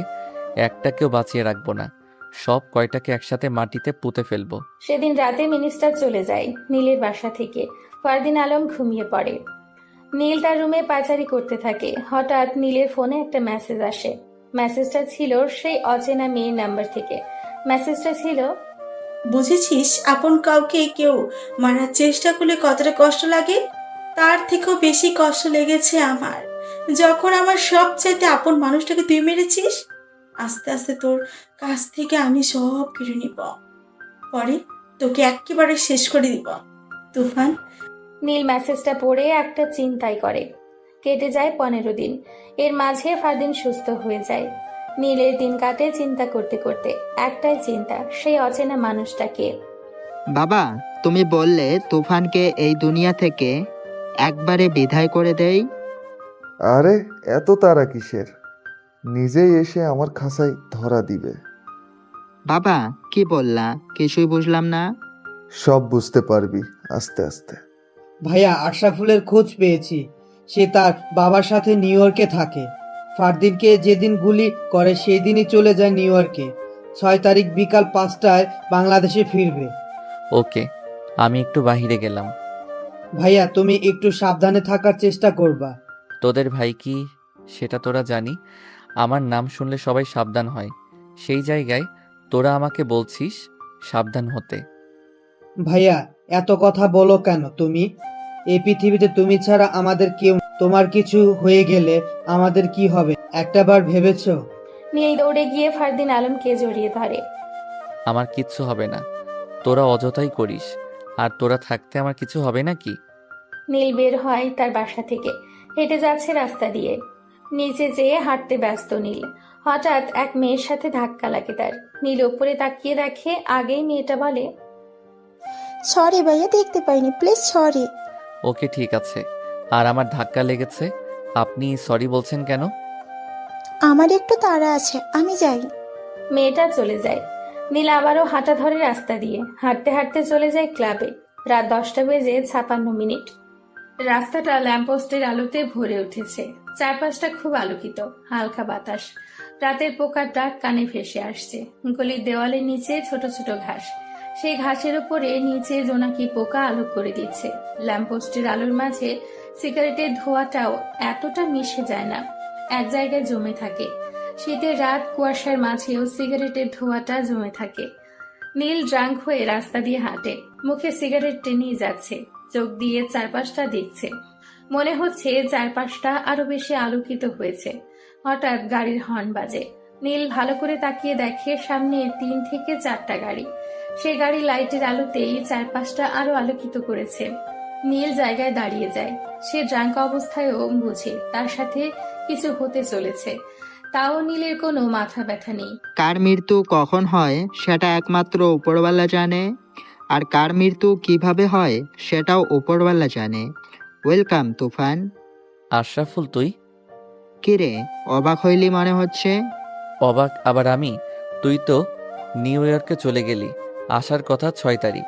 2 দিন আগেই চলে আসলি, আবার আমার সামনে দাঁড়িয়ে আছিস। বাহ, তুই তো দেখি সব খোঁজ খবর রাখিস। এটাই জ্ঞান, বুঝলি? খবরটা আমরাই দিয়েছি যে 6 তারিখে বাংলাদেশে যাব, কিন্তু রাত শেষ হওয়ার আগেই চলে আসছি। এটাই জ্ঞান। একটা কথা মনে রাখিস, বাপের উপরেও বাপ থাকে। নীল মুচকি হাসে। এই হাসিটা খুব ভয়ানক একটা হাসি। আশরাফুল নীলের হাসি দেখে বুঝে সে কিছু একটা করেছে। গেমের মাস্টারের সাথে তুই গেম খেলিস? তোর তো খুব সাহস রে। তুই কি তোর মতো 100 জন আসলেও এই তুফানের কিছুই করতে পারবি না? দেখা যাক কে কাকে কি করতে পারে। এই যা তো, তাকে বুঝিয়ে দে এই আশরাফুল কি জিনিস। দুইজন ছেলে নীলের দিকে এগিয়ে যায়। ছেলেরা সামনে যেতেই নীল তার বাম হাতটা উপরে তুলে, সাথে সাথে দুটা গুলি এসে ছেলে দুইটার কান বরাবর লাগে। দুইটা লাশ মাটিতে লুটিয়ে পড়ে। নীল জোরে হেসে ওঠে। আশরাফুল চারপাশে তাকিয়ে দেখার চেষ্টা করে, কিন্তু কাউকেই পায় না। কে গুলি করেছে সে বুঝে উঠতে পারে না। কিরে, কি বুঝলি? গেম লিডারের সাথে গেম খেলতে আসছিস? হা হা হা। আশরাফুলের সাথে থাকা ছেলেগুলো পিস্তল বের করে নীলকে গুলি করার জন্য, কিন্তু তা আর হলো না। পেছন থেকে গুলির ঝড় বয়ে যায়। সবগুলা মাটিতে পড়ে আছে। শুধু দাঁড়িয়ে আছে ডেভিডের ছেলে আশরাফুল। কিরে, গেম খেলবি না? আয় খেলি একটু গেম। আশরাফুল কিছু বলে না, তাকিয়ে আছে নীলের দিকে। নীল মুচকি হাসে। আশরাফুল কি করবে কিছুই বুঝে উঠতে পারে না। সে এসেছে নীলকে মারতে, এখন সে নিজে মৃত্যুর মুখোমুখি দাঁড়িয়ে আছে। এই তুফানের সাথে লাগতে আসিস না, সোজা মৃত্যু ঘটিয়ে দিব। অনেক বেড়ে গেছিস তুই। তুই বেশি দিন বেঁচে থাকবি না, তোর মৃত্যু সামনে অপেক্ষা করছে। নীল এই কথা শুনে হাতটা হালকা তালি দেয়। সাথে সাথে 26 থেকে 30 জন নীলের পেছনে এসে দাঁড়ায়। নীলের দুই পাশে ফারদিন আলম, তাদের পেছনে নীলের গ্যাংয়ের লোকগুলো দাঁড়িয়ে আছে। ফারদিন, হ্যাঁ ভাইয়া। ও যেন সোজা হয়ে দাঁড়াতে না পারে এমন অবস্থা করে দে। এই কথা শুনে ফারদিন ঠাস ঠাস দুইটা গুলি করে আশরাফুলের ডান পায়ে। আশরাফুল চিৎকার করে মাটিতে বসে পড়ে। তোকে মারলাম না, তোকে সেদিনই মারবো যেদিন তোর বাপকে মার। আশরাফুল কিছুই বলতে পারে না। কথা বলবে নাকি পা বাঁচাবে। নীল চলে যায় সেখান থেকে। আশরাফুল সেখানেই বসে থাকে। ভাইয়া তোমাকে বলেছি খুব সাবধানে চলতে, তুমি কথাই শোনো না। যদি ট্র্যাক না করতাম তোমার ফোনে, তাহলে কিভাবে কি করতাম একবার ভেবেছো? এই জন্যই তোদেরকে আমি অ্যালার্ট করে রাখি। তোরা আমার ভাই, আমাকে অনেক ভালোবাসিস, আমিও তোদেরকে অনেক ভালোবাসি। আর এই তুফানকে মারার মানুষ এই দুনিয়ায় পয়দা হয় নাই, তোরা হয়তো জানিস। এখন কথা না বলে বাসায় চলো। নীল ফারদিন আলম চলে যায় বাসায়। ঘড়িতে রাত 1টা ছুঁই ছুঁই। নীল ঘুমিয়ে আছে। হঠাৎ তার কানে গুলির আওয়াজ আসে। ধরফড়িয়ে ঘুম থেকে উঠে বসে। ফারদিন আলমও ঘুম থেকে উঠে নীলের রুমে টোকা দেয়। ভাইয়া তুমি ঠিক আছো? ভাইয়া দরজা খোলো। নীল এসে দরজা খুলে দেয়। ফারদিন আলম ভেতরে ঢুকে। নীল বলে, বাহিরে যাবি না কেউ? তো ভাইয়া কে গুলি করেছে? আশরাফুলের লোক হবে, দাঁড়া আমি দেখি কে। ভাইয়া সাবধান। নীল বারান্দায় যেতেই শুনতে পাই, এই কুত্তার বাচ্চা, তুফান কই? তুই বের হ। আমার ছেলেকে গুলি করেছিস, তোর কত বড় সাহস! নীল বাহিরে উকি মেরে দেখে ডেভিড দাঁড়িয়ে আছে, সাথে কিছু ছেলে পেলে। নীল মুচকি হেসে ডেভিডকে বলে, কিরে, বাসায় চলে আসছিস দেখি, তোর তো খুব সাহস রে। এক বাপের পোলা হলে সামনে এসে কথা বল। নীল বারান্দা থেকে রুমে এসে ফারদিন আলমকে বলে, আমি নিচে যাই, তোরা ছাদে চলে যা। সাথে কার 98 স্নাইপার নিয়ে যাবি। ডেভিড কিছু করার সাথে সাথে তার সাথে থাকা ছেলেগুলোকে শুট করে দিবি। ওকে ভাইয়া। ফারদিন আলম ছাদে চলে যায়। নীল কোমরের দুই পাশে দুইটা 9mm ক্যালিবারের পিস্তল গুজে বাহিরে বের হয়। ডিরেক্ট ডেভিডের সামনে গিয়ে দাঁড়ায়। আমার ভাইকে মেরেছিস, তোকে কিছু বলি নাই। 23 কোটি টাকার ক্রেডিট কার্ড নিয়েছিস, তাও কিছু বলি নাই। কিন্তু আমার ছেলেকে ডান পায়ে গুলি করেছিস, এর শাস্তি তোকে পেতেই হবে। আজকে তোকে তোর বাড়ির সামনে পুঁতে ফেলবো। নীল জোরে হেসে ওঠে। হাসিটা খুব বিদঘুটে, ভয়ানক। আমাকে মারবি তোরা? এই শহরের পাওয়ারফুল গ্যাংস্টার তুফানকে মারবি তোরা? হাসি পাইল রে, অনেক হাসি পাইল। এই তোরা দাঁড়িয়ে আছিস কেন? ওকে মেরে পুঁতে ফেল জায়গায়। ছেলেগুলো এগিয়ে যায় নীলের দিকে। নীল ঠায় দাঁড়িয়ে আছে। নীলের কোনো মাথা ব্যথাই নেই। ছেলেগুলো কাছে এসে পেছন থেকে পিস্তল বের করতে যাবে, এই মুহূর্তে স্নাইপারের বুলেট এসে সবগুলোর মাথা থেতলে দেয়। নীল জোরে হেসে দেয়। ডেভিড দাঁড়িয়ে আছে। কিরে, আমাকে মারবি না? আয় আয় বেটা, ডিব্বার বাচ্চা। হঠাৎ ডেভিডের ফোন বেজে ওঠে। ডেভিড মোবাইল কানে ধরতেই বলে, বলেই ওপাশ থেকে কলটা কেটে দেয়। ডেভিড চলে যায়। নীল দাঁড়িয়ে আছে, বুঝে উঠতে পারে না কল কে করেছে, যার কারণে ডেভিড কিছু না বলেই চলে যাচ্ছে। নীল এটা মাথায় নেয় না, জোরে হেসে চলে আসে বাড়ির ভেতরে। ভাইয়া, ডেভিড কার সাথে কথা বলে চলে গেল? জানি না, এসব বাদ দে, ঘুমিয়ে পড় গিয়ে। ফারদিন আলম চলে যায় রুম থেকে। নীল আবারও ঘুমিয়ে পড়ে। সকাল 10টা। নীল বসে আছে হেলান চেয়ারে। সামনে নীলাদ্রি বসে আছে, কারো মুখে কোনো কথা নেই। নীলাদ্রিও কিছু বলে না। নীল বলে, কেন ডেকেছ? কেন ডাকতে পারি না? তা তো বলি নাই। ওই দিনের পর থেকে তো আর যোগাযোগ করো নাই, একটাবার ফোনও করো নাই। আমি ফোন দিলে কেটে দিয়েছো। প্রয়োজন মনে করি নাই, প্রয়োজন হলে আমি নিজেই ফোন দিতাম। নীলাদ্রি চুপ হয়ে যায়। নীল চেয়ে দেখে নীলাদ্রির মন খারাপ করে অন্যদিকে তাকিয়ে আছে। না, আমাকে একটা কথা বলতে পারবা? কি বলো?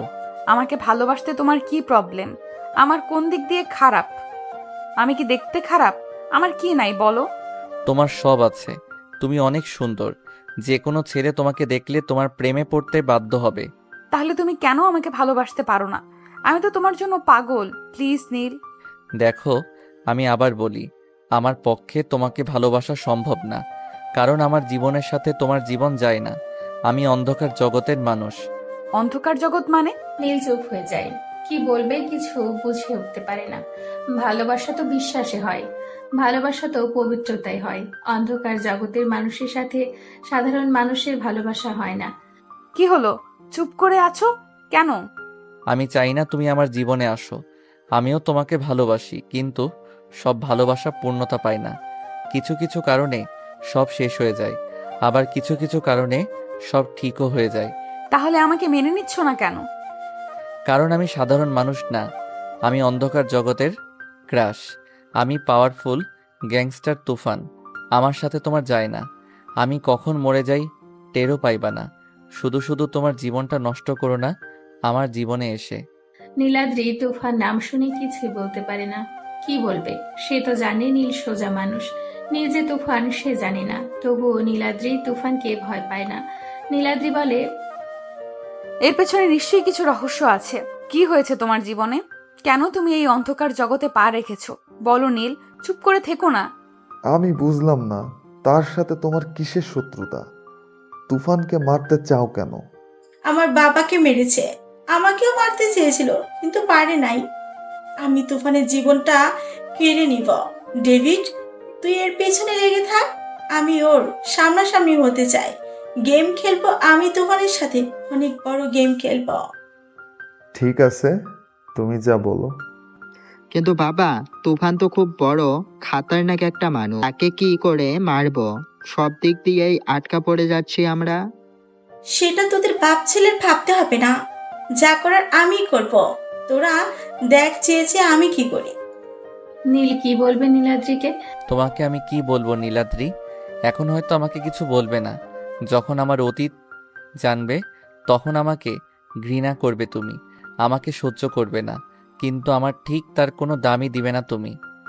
নীলের সব ভাবে। হঠাৎ নীলের ফোনটা বেজে ওঠে। স্ক্রিনে চেয়ে দেখে সে অচেনা মেয়েটা ফোন দিয়েছে। নীল কল রিসিভ করতে ওপাশ থেকে বলে, কিরে, আজকাল দেখি প্রেমিকা নিয়েও ঘুরিস, খুব সুখে আছিস মনে হচ্ছে। নীল চারদিকে একবার চোখ বুলিয়ে দেখে, কিন্তু আশেপাশে কেউ নেই। তাহলে কি সেই অচেনা মেয়েটা দেখছে ওদেরকে? কিন্তু তারা এখানে আছে সে জানলো কিভাবে? কিরে, কিছু বলিস না কেন? কেন ফোন করেছিস সেটা বলে ফোনটা কেটে দে। আপন হারানোর কষ্টটা আজকে বুঝবি তুই। রেডি থাকিস, দেখা হচ্ছে তোর সাথে। নীল মুচকি হাসে। নীলাদ্রি নীলের দিকে তাকিয়ে আছে। নীল মুচকি হেসে বলে, ওকে। ও পাশ থেকে ফোন কেটে দেয়। নীলাদ্রি বলে, কি হয়েছে? কে ফোন করেছে? সেটা পরে জানতে পারবে। আমি তোমাকে যা যা বলবো তাই তাই করবা আজকে। কি হয়েছে বলো? যা বলেছি তাই করবা। আমি যেভাবে বলবো সেভাবে সব করবা। ঠিক আছে, কিন্তু কি হয়েছে বলো? পরে জানতে পারবা সব। রাত 11টা। নীলাদ্রি তার বাসার রুমে বসে আছে। একটু পর পর বসা থেকে উঠে পায়চারি করে, আবারও বসে পড়ে। নীলাদ্রি ভাবতে পারছে না তার সাথে কি হচ্ছে। নীল কেন এমনটা করবে? কি রহস্য আছে? নীলাদ্রি এসব ভাবে। হঠাৎ গাড়ির শব্দ শুনতে পায় নীলাদ্রি। জানালা দিয়ে তাকিয়ে দেখে 7 থেকে 9টা গাড়ি তাদের বাসার নিচে দাঁড় করিয়েছে। নীলাদ্রি হালকা ভয় পেয়ে যায়। ভয় পাওয়ারই তো কথা। নীলাদ্রি আরো দেখে গাড়ি থেকে অনেকগুলো লোক নেমেছে। নেমে নীলাদ্রিদের বাসার ভেতরে ঢুকতে গেলে সিকিউরিটি ঢুকতে দেয় না। সাথে সাথে সিকিউরিটির কপাল বরাবর গুলি চালিয়ে দেয়। নীলাদ্রি এবার অনেক ভয় পায়। কি করবে কিছুই বুঝতে পারে না। বারবার নীলের নাম্বারে কল দিয়ে যাচ্ছে, কিন্তু নীল রিসিভ করছে না। হুট করে নীলাদ্রি রুমের দরজায় টোকা দেয়। নীলাদ্রি আস্তে আস্তে পা বাড়ায় দরজার দিকে। দরজা খুলে দেয়। খুলতে নীলাদ্রির গলা চিপে ধরে। খুব প্রেম ভালোবাসে তোদের মনে, তাই না? ফোন দে তোর প্রাণপ্রিয় নীলকে। আজকে দুজনকে একসাথে মেরে মাটিতে পুঁতে দিয়ে যাব। কে তোমরা? আমার কাছে কি চাও? আর নীলকেই বা কেন খুঁজতেছো? উপরে পাঠাবো তোর নীলকে, সাথে তোকেও পাঠাবো। ফোন কর তোর নীলকে। নীলাদ্রি নীলকে কল দেয়। এবার নীলের ফোনটাই বন্ধ। নীলাদ্রি কি বলবে? জবান বন্ধ হয়ে গেছে তার। হঠাৎ নীল হাতে তালি বাজিয়ে পেছন থেকে বলে, বাহ ডেভিড বাহ, এতই শখ আমাকে মারার? তুই তো দেখি খুব বড় মাপের গাধারে। এই তুফানকে মারবি আর এই বুদ্ধি দিয়ে? আরে বেটা, আবার জন্ম নিতে হবে তোকে আমাকে মারতে হলে। আজকে তোদের দুইজনকে এখানে মেরে ফেলবো, দেখি কে আটকায়। ওকে তাহলে মার। তার আগে বল, তোর সেই গেইমার কই রে? সে তো বলল আজকে নাকি খেলা হবে। কই দেখি তার মুখখানি। তার কোনো দরকার নাই, আমি একাই তোর জন্য যথেষ্ট। হি হি হি, হাসি পাইল। ডেভিডের সাথে থাকা ছেলেগুলো নীলকে মারতে আসে। নীল তার পেছন থেকে তলোয়ার বের করে সব কয়টাকে কুপিয়ে মেরে ফেলে। দাঁড়িয়ে আছে শুধু ডেভিড আর নীলাদ্রি। নীলাদ্রি চোখ বন্ধ করে দাঁড়িয়ে আছে। কিরে আয়, মারবি না আমাকে? তুই বারবার ভুলে যাস এই তুফান কি জিনিস। তোকেও আর বাঁচিয়ে রাখবো না। উপরে ভালো থাকিস। নীল এই কথা বলে কোমর থেকে পিস্তল বের করে ডেভিডের মুখে শুট করে দেয়। ডেভিড মাটিতে পড়ে যায়। নীলাদ্রি চিৎকার করে ওঠে পিস্তলের শব্দ পেয়ে। নীলাদ্রি চোখ খুলে তাকিয়ে দেখে ফ্লোর ভরা লাশে, রক্তে ভেসে যাচ্ছে। এসব দেখে নীলকে জড়িয়ে ধরে নীলাদ্রি। ভয় পাইছো? আমি এখানে থাকবো না, আমাকে নিয়ে যাও তোমার সাথে। তোমাকে আর এখানে থাকতে হবে না, আমার রাজপ্রাসাদে থাকবা। এখানে থাকলে তোমার ক্ষতি হতে পারে। সত্যি বলছো? তোমার সাথে নিয়ে যাবে? সত্যি। নীলাদ্রির চোখে পানি টলমল করছে। মনে হচ্ছে এক্ষুনি সেই চোখের পানি গাল বেয়ে পড়বে। এই কি হয়েছে? কান্না করছো কেন? কিছু না। হয়েছে, এখন চলো। সে রাতে নীল নীলাদ্রিকে তার বাসায় নিয়ে যায়। নীলাদ্রি নীলের বাড়ি দেখে হা হয়ে আছে। এত বড় বাড়ি কখনো দেখে না নীলাদ্রি। নীল বলে, কি হয়েছে? কি দেখো? এত বড় বাড়ি তোমার? কেন, পছন্দ হয় নাই তোমার? হয়েছে। আমার রুম এটা। আর তুমি আমার ডান পাশের রুমে ঘুমাও, আর বাম পাশের রুমে আমার ভাইরা ঘুমায়। যাও, ফ্রেশ হয়ে ঘুমিয়ে পড়ো। ওকে। নীলাদ্রি চলে যায় রুমে। সকালবেলা নীলাদ্রি ঘুম থেকে উঠে রান্নাঘরে গিয়ে রান্না করে। কাজের মানুষ সবাই অবাক, কারণ নীলাদ্রি কাউকে কাজ করতে দিচ্ছে না। সে নিজেই সব করে নিচ্ছে। ফারদিন আর আলম ঘুম থেকে উঠে নিচে এসে দেখে নীলাদ্রি খাবার দিয়ে টেবিল সাজাচ্ছে। ফারদিন আলম অবাক, এত কিছু রান্না করেছে, আর এই মেয়ে এখানে কি করে এলো? আপু, তুমি এইখানে কি করো আর কখন আসছো? তোমার ভাইকে জিজ্ঞেস করো। ফারদিন আলম আবুল হয়ে যায় নীলাদ্রির কথা শুনে। আলম বলে, আপু, আমরা তোমাকে জিজ্ঞেস করেছি, ভাইয়াকে কেন বলবো? কারণ তোমার ভাইয়ের বউ আমি। ফারদিন আলমের দিকে তাকায়। অবাকের উপর অবাক হচ্ছে তারা দুইজন। অবাক হওয়ারই কথা। এক রাতের মাঝে বউ নিয়ে বাসায় আসবে তাদের ভাই, এটা তারা ভাবতেও পারে নাই। তাহলে তো ভালোই হলো, একটা সুন্দর ভাবি পেলাম। কি বলিস ফারদিন? কিন্তু ভাইয়া আমাদেরকে না জানিয়ে বিয়ে করেছে, এটা একটা বিহিত করতেই হবে। নীল ঘুম থেকে উঠে ফ্রেশ হয়ে নিচে নেমে দেখে পুরো খাবারের টেবিল খাবার দিয়ে সাজানো। সামনে বসে আছে ফারদিন আর আলম। নীলাদ্রি রান্নাঘরে। কি রে, এত খাবার কেন আজকে? আর খাবারগুলা দেখে মনে হচ্ছে নতুন মানুষ বানিয়েছে। ফারদিন আর আলম কথা বলে না। নীলা আবারও বলে, কি রে, কথা বলছিস না কেন? হুট করে নীলাদ্রি এসে বলে, সবাই খেতে বসো। হ্যাঁ ভাবি, দাও। ভাবি শুনে নীলের চোখ বড় হয়ে যায়। ভ্রু কুচকে তাকায় নীলাদ্রির দিকে। কি রে, কে কে ভাবি? কাকে ভাবি ডাকিস তোরা? কেন আমাকে ভাবি ডাকে? তোমাকে কেন ভাবি ডাকবে? আমি তো তোমাকে বিয়েই করি নাই। ভাইয়া, এসব বলে লাভ নাই। আমাদেরকে না জানিয়ে বিয়ে করেছো, আর আমাদেরকে জানাবে কেন? আমরা তো তোমার কেউ না। দেখ, ফালতু কথা বলবি না। আমার সব তোরা। আমি যাই করি না কেন তোদেরকে আগে জানাই। আর নীলাদ্রিকে আমি বিয়ে করি নাই। তাহলে ভাবি যে বলল তুমি নাকি কালকে রাতে বিয়ে করে নিয়ে আসছো? সে মিথ্যে বলেছে। কি নীলাদ্রি বলো? না, আমি মিথ্যে বলি নাই, আমি তোমার বউ। নীল নীলাদ্রির দিকে রাগে লুকে তাকায়। ফারদিন আলম হালকা কিছু খেয়ে ওপরে চলে যায়। নীল নীলাদ্রির হাত ধরে টানতে টানতে নিয়ে যায় রুমে। নীলাদ্রি, কি হচ্ছে এসব? কেন, কিছুই তো হয় নাই। আর তুমি চাইলে হতেও পারে। ফালতু কথা বলবে না বলে দিলাম। কেন নীল, আমাকে তোমার করে নিলে কি হবে? আমি যে তোমাকে ভালোবাসি। আমার তো এই দুনিয়ায় কেউ নাই। ছোট থেকে এতিমখানায় বড় হয়েছি। আপন বলতে এই পৃথিবীতে কেউ নাই। আমি তোমার সাথে থাকতে চাই সারাটা জীবন। প্লিজ আমাকে ফিরিয়ে দিও না। কিন্তু আমি তো অন্ধকার জগতের মানুষ। আমার সাথে তোমার এসব হবে না। এতে তোমার ক্ষতি হতে পারে। আমার কত শত্রু, আর আমি কখন মরে যাই তারও কোনো গ্যারান্টি নাই। আমি তোমার সাথে থাকতে চাই। চলো না আমরা অনেক দূরে চলে যাই, যে এখানে থাকবে না কোনো শত্রু, থাকবে শুধু তোমার আমার পবিত্র ভালোবাসা। নীল রুম থেকে বের হয়ে যায়।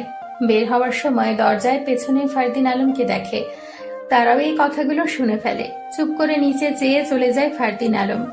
নীল বাসা থেকে বের হয়ে রাস্তায় চলে যায়। চারিদিকে মানুষের হইচই, নেই কোনো নীরবতা। নীলাদ্রি, আমিও যে তোমাকে ভালোবাসি, কিন্তু আমি যে তোমাকে মেনে নিতে পারবো না। আমার জীবনের সাথে তোমার জীবনটা জড়াতে চাই না। আমি মৃত্যুর দরজায় থাকি সব সময়। কখন কোন দিক দিয়ে পিস্তলের আগুনে গরম গুলি লেগে মরে পড়ে থাকি তার কোনো গ্যারান্টি নাই। এই পথে যে একবার আসে সে সহজে এই পথ থেকে সরে যেতে পারে না। নীল এসব ভাবতে ভাবতে চলে আসে ক্লাবে। মন খারাপ হলেই ক্লাব তার সব। মদ হাতে কষ্ট দূরে, মদ হাতে নাই সব কষ্ট সাথে। রাত 11টা বেজে 13 মিনিট। ফাঁকা রাস্তা, ল্যাম্পপোস্টের আলো চারিদিকে ছড়িয়ে পড়েছে। মুখে সিগারেটের বিষাক্ত ধোঁয়া, হাতে মদের বোতল। শার্টের বুকের এক বোতাম খোলা, ঠোঁট বেয়ে মদের কেমিক্যাল লেপটে পড়ছে। ড্রাঙ্ক হয়ে রাস্তা দিয়ে হাঁটতে ব্যস্ত নীল। চারদিকটা এতটা নীরবতা যে রাস্তার কুকুরটাও আজকে নেই। নেই কোনো কুকুরের ডাক। হুট করে সামনে হুইল চেয়ারে আশরাফুল এসে বলে, তোকে আজকে একেবারে শেষ করে দিব। আমার বাবাকে মেরেছিস, আমার জীবন থেকে বাবা নামক জিনিসটা কেড়ে নিয়েছিস। আজকে তোকে শেষ না করে বাসায় ফিরবো না। তুই মারবি আমাকে? তোর তো এক পা কবরে, আর হুইল চেয়ারে বসে থেকে জীবন শেষ তোর। আর এই অবস্থায় আমাকে মারবি? এই কথা বলার সাথে সাথে নীলের পেছন থেকে মাথায় রড দিয়ে বাড়ি দেয়। নীল মাথায় হাত দিয়ে বসে পড়ে মাটিতে। গড়গড় করে রক্ত বের হচ্ছে মাথা থেকে। চোখ ঝাপসা হয়ে আসছে নীলের। নীল ঝাপসা চোখে পেছনে তাকিয়ে দেখি অবাক। তার দুনিয়া যেন অন্ধকার হয়ে আসছে।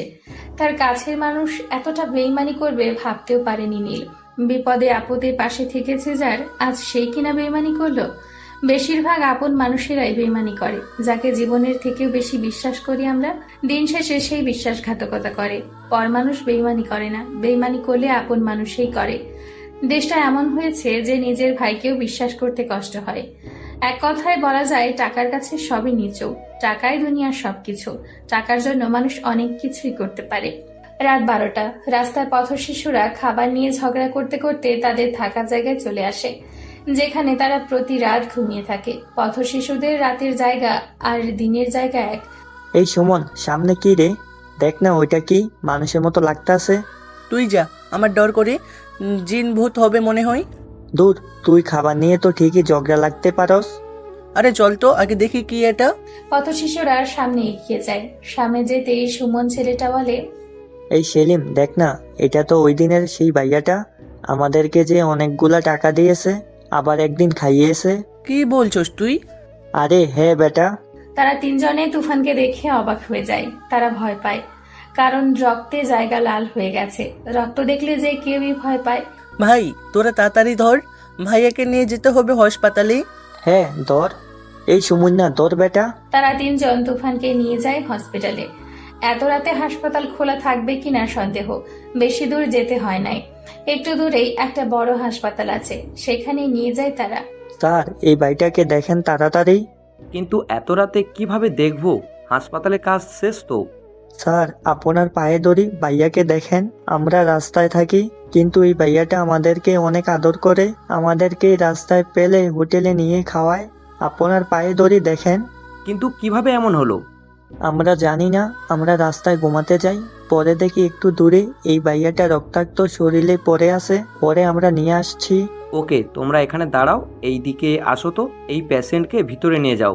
পথশিশুরা বাহিরে বসে আছে। প্রায় 3 ঘন্টা চলে যায়। 3 ঘন্টা পরে ডক্টর বের হয় ভেতর থেকে। ডক্টর বের হয়ে দেখে তারা 3 জন জেগে বসে আছে। ডক্টরও ভাবে একটা মানুষের জন্য এতটা মায়া থাকতে পারে। তাদেরকে না দেখলে বুঝতাম না। স্যার, ভাইয়া কেমন আছে এখন? অনেক ভালো আছি, তোমরা গিয়ে ওই পাশের কেবিনে শুয়ে পড়ো। তারা চলে যায় কেবিনে। ডক্টর তুফানের পকেট থেকে ফোন বের করে প্রথম নাম্বারে কল দেয়। নীল, তুমি কোথায়? বাসায় আসলে না কেন? কিছু হয় নাই তো তোমার? কথা বলো প্লিজ। আপনি কি হন নীলের? জি, আমি তার স্ত্রী। আমার নীল কোথায়? দেখেন, সে এখন হাসপাতালে, একটু আগে তার মাথায় অপারেশন হয়েছে, এখন বিপদমুক্ত। কি বলছেন আপনি? কোন হসপিটাল বলেন আমাকে, প্লিজ বলেন তাড়াতাড়ি। চলে আসেন। আপু কি হয়েছে ভাইয়া? তোমাকে এমন লাগছে কেন বলো? এইটুকুই বলে নীলাদ্রি। তারপর বের হয় বাসা থেকে। নীলাদ্রির পেছনে ফারদিন আলম।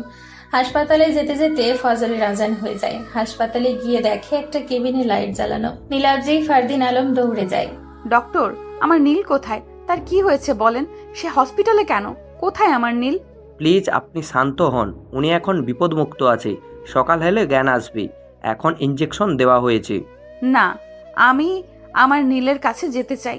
আমি নীলকে দেখব। আপু তুমি শান্ত হও, সব ঠিক হয়ে যাবে। সকাল 10টায় নীলের জ্ঞান আসে। নীলাদ্রি নীলের পাশে বসে আছে, সাথে ফারদিন আলম। দরজার বাহিরে সেই পথশিশু 3 জন বসে আছে। নীলের জ্ঞান ফিরলে সে দেখে সাদা রঙের 4 দেওয়ালের একটা রুমের বেডে শুয়ে আছে। আমি এখানে কি করে এলাম? আমি তো রাস্তায় পড়েছিলাম। ডক্টর কেবিনে ঢুকে বলে, কাল রাতে আপনাকে নিয়ে আসে এখানে, আপনি নাকি রাস্তায় পড়েছিলেন, তারপর 3 জন পথশিশুরা আপনাকে দেখে নিয়ে আসি। ডক্টর, সেই 3 জন কোথায়? আমি তাদেরকে দেখতে চাই। ওরা বাইরে বসে আছে, জানেন সারা রাত তারা জেগেছিল। ডক্টর সেই 3 জনকে কেবিনে ডেকে দেয়। নীল তাদেরকে দেখে অনেক অবাক হয়। অবাক হওয়ারই কথা। ভাইয়া তুমি কেমন আছো এখন? ভালো, আয় আমার পাশে আয়। না ভাইয়া, আমাদের শরীরে অনেক ময়লা। আরে আয়, তোরা তো আমার আপন মানুষ, ময়লা কিছুই হবে না। 3 জন নীলের পাশে গিয়ে বসে। নীল উঠতে চেষ্টা করে, কিন্তু মাথায় অনেক ব্যথা অনুভব করে। ফারদিন, হ্যাঁ ভাইয়া বলো। তাদেরকে আমার এতিমখানায় ভর্তি করিয়ে দিবি। সব সময় তাদের 3 জনকে খেয়াল রাখবি। ওকে ভাইয়া। ফারদিন তাদেরকে নিয়ে চলে যায় এতিমখানায়, ভর্তি করিয়ে দিয়ে আবারও চলে আসে হাসপাতালে। বিকেল 5টা। নীলাদ্রি বসে আছে নীলের পাশে। ফারদিন আলম বসে আছে চেয়ারে। আলম বলে, ভাইয়া কি হয়েছিল? কে এমনটা করেছে? সুস্থ হয়ে তারপর বলবো। কার এত বড় সাহস? ভাইয়া তোমাকে বলতেই হবে কি হয়েছিল। তোরা এত পাগলামো করিস না, যা করার ভালো হয়ে করবো, একটাকেও ছাড়বো না। সব কয়টাকে কুপিয়ে টুকরো করে রাস্তার কুকুরকে খাওয়াবো। চারিদিকে নাচ গান, মদের আড্ডা, লাল লাইটে ছড়াছড়ি চারপাশ। সাউন্ড বক্সের শব্দে কান ফেটে যাচ্ছে। গ্লাসে মদ, হাতে সিগারেট, বসে আছে সামনে হুইল চেয়ারে আশরাফুল, সাথে আরো কয়েকজন। মিনিস্টার, ধন্যবাদ আপনাকে। কি চাই বলেন? না মানে একটু যদি শরীরটা গরম হতো। ওকে, বুঝেছি। রুমান, জি ভাই। কাঁচা জ্যান্ত মাংস দিয়ে দে। জি ভাই। আমার শিকারকে অন্য কেউ শিকার করবে তা কিভাবে হয়? আর তুফানে তো কই মাছের জান বেঁচে গেল, আমার হাতে মরলে হয়তো বেঁচে থাকতো না। এবার একটু অন্যভাবে খেলা যাবে। রাত 11টা বেজে 19 মিনিট। নীল শুয়ে আছে বেডে, সাথে নীলাদ্রি। প্রিয় মানুষের এই অবস্থা থাকলে যে কেউ পাগলের মতো হয়ে যায়। কি করবে ভেবে পায় না। সেদিন বাসা থেকে না গেলে আজ এমনটা হতো না। কিসের এত রাগ তোমার? হ্যাঁ, মন চাচ্ছে গলা টিপে মেরে ফেলি। মারতে পারবে আমাকে? হ্যাঁ পারবো, 100 বার পারবো। তাহলে বসে আছো কেন? মেরে ফেলো। দেখো, বেশি হয়ে যাচ্ছে বলে দিলাম। আসো, খাবে। আস্তে করে উঠো। উঠতে পারবো না, মাথায় ব্যথা পাই। চেষ্টা করো উঠার। নীল শোয়া থেকে উঠে বসে। নীলাদ্রি নীলকে খাইয়ে দেয়। খাবার পরে ওষুধ খাইয়ে আবারও শুয়ে দেয়। এভাবে নীলাদ্রি নীলকে কেয়ার করতে থাকে। চলে যায় 29 দিন। এই 29 দিনে নীল সুস্থ হয়ে যায়। বাসায় চলে যায় নীল। ক্লাবে মদের আড্ডা, নাচানাচি, সিগারেটের ধোঁয়ায় পুরো ক্লাব কালো হয়ে গেছে। চেয়ারে বসে আছে মিনিস্টার, তার সামনে বসে আছে আশরাফুল। ভাই তো উঠি, এখন তো আপনার রাস্তা ক্লিয়ার, ব্যবসা শুরু করে দিন, সাথে আমাকেও একটু দেখেন। কথা খারাপ বলেন নাই। আপনি আমার রাস্তায় ক্লিয়ার করার জন্য সাহায্য করেছেন। আমি আপনাকে সাহায্য করব না তা কি হয় নাকি মিনিস্টার সাহেব? তো আজকে উঠি, কালকে দেখা হবে সন্ধ্যায়। ওকে। মিনিস্টার জায়গা থেকে উঠে চলে যায় ক্লাবের বাহিরে। বাহিরে বের হয়ে গাড়িতে উঠে ড্রাইভার গাড়ি চালাতে থাকে। অন্ধকার রাস্তা, গাড়ি লাইটে রাস্তাটা হালকা আলো হয়েছে। একটু সামনে গিয়ে ড্রাইভার গাড়ি কষে ব্রেক করে। এই কি হচ্ছে, গাড়ি ব্রেক করলি কেন? ড্রাইভার বলল, স্যার সামনে কে যেন দাঁড়িয়ে আছে। মিনিস্টার গাড়ির গ্লাস নামিয়ে বাহিরে উকি মেরে দেখে কেউ একজন রাস্তায় দাঁড়িয়ে আছে। মিনিস্টার গাড়ি থেকে নেমে দেখতে পায় তার ছেলেপেলেদের গাড়ি সহ উধাও। সে সামনে যায়। অন্ধকার রাত, হালকা দেখা যায়। এই এভাবে রাস্তায় দাঁড়িয়ে আছিস কেন? আর এত রাতে রাস্তায় কেন? তোদের জন্য রাস্তায় গাড়ি থামাতে হয়, যা এখান থেকে। মুখ ভর্তি দাড়ি, চোখের ভ্রুতে রিং, চোখগুলা লাল হয়ে আছে। কালো প্যান্ট, কালো জ্যাকেট, মুখে মাস্ক, হাতে কালো কভার। মিনিস্টারের কথা শুনে হেসে উঠে রাস্তায় দাঁড়িয়ে থাকা সেই লোকটা। মুখ থেকে মাস্ক সরিয়ে একটু সামনে যেতেই, তুফান ভাই আপনি?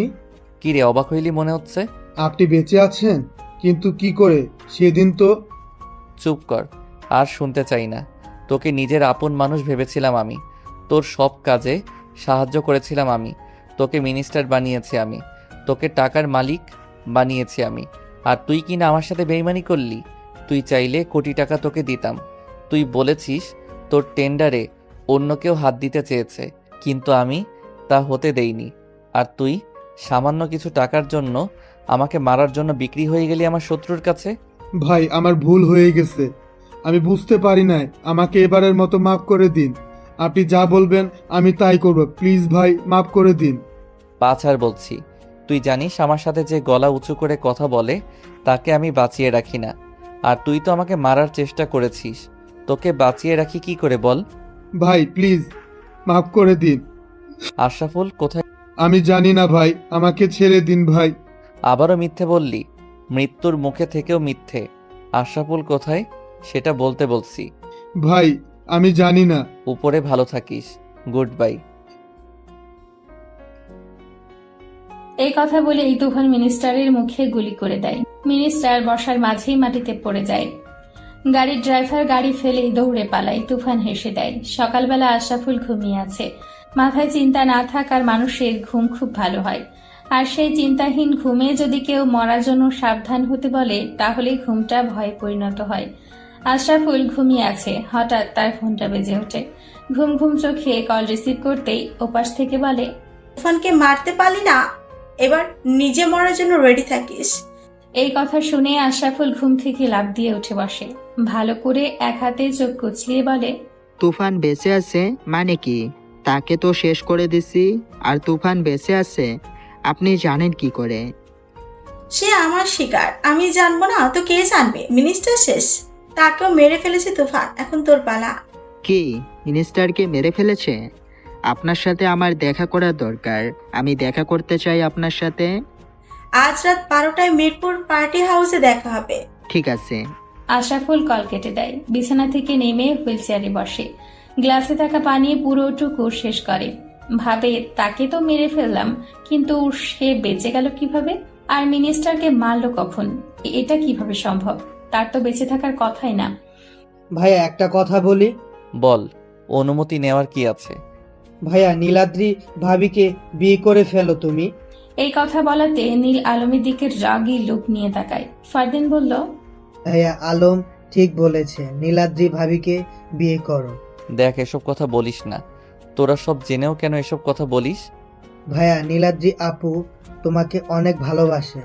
তুমি যখন হাসপাতালে ছিলে তখন ডাক্তারকে ভাবি তোমার বউ বলে পরিচয় দিয়েছে। কি বলিস তুই? হ্যাঁ ভাইয়া ঠিকই বলেছি। এসব নিয়ে পরে ভাবা যাবে। আমি একটু বাহিরে গেলাম।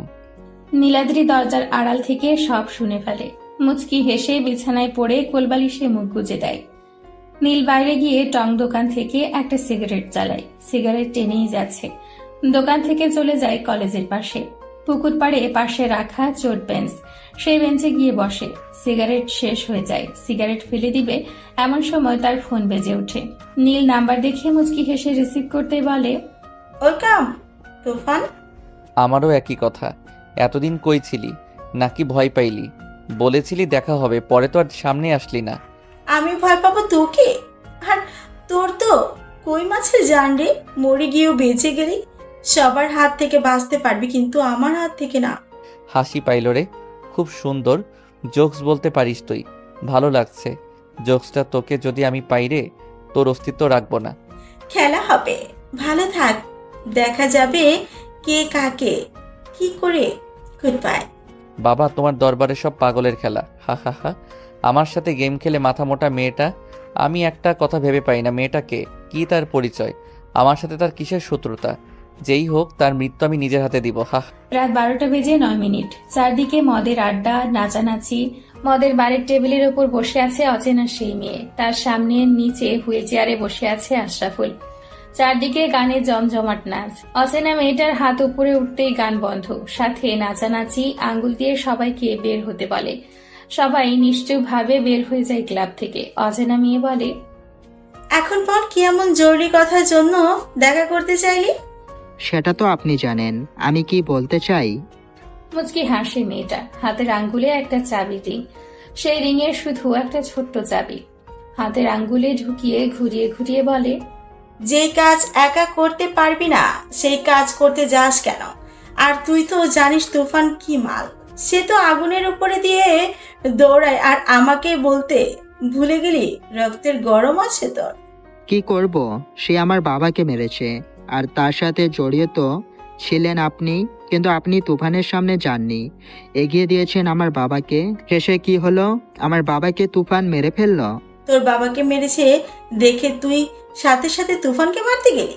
আর আমার বাবাকে মেরেছে আজ 3 বছর হয়ে গেছে। কই, আমি তো তাকে মারতে পাগল হইনি। মাথা ঠান্ডা রেখে তাকে মারতে হবে। আমি মাথা ঠান্ডা রেখে খেলে যাচ্ছি তার সাথে। এটাই শেষ খেলা তার সাথে, এই খেলায় আর মিস হবে না। তারা কথা বলতে ব্যস্ত। রাত গভীর হয়ে যায়। আশরাফুলকে ক্লাব থেকে বের করে 2 জন লোক।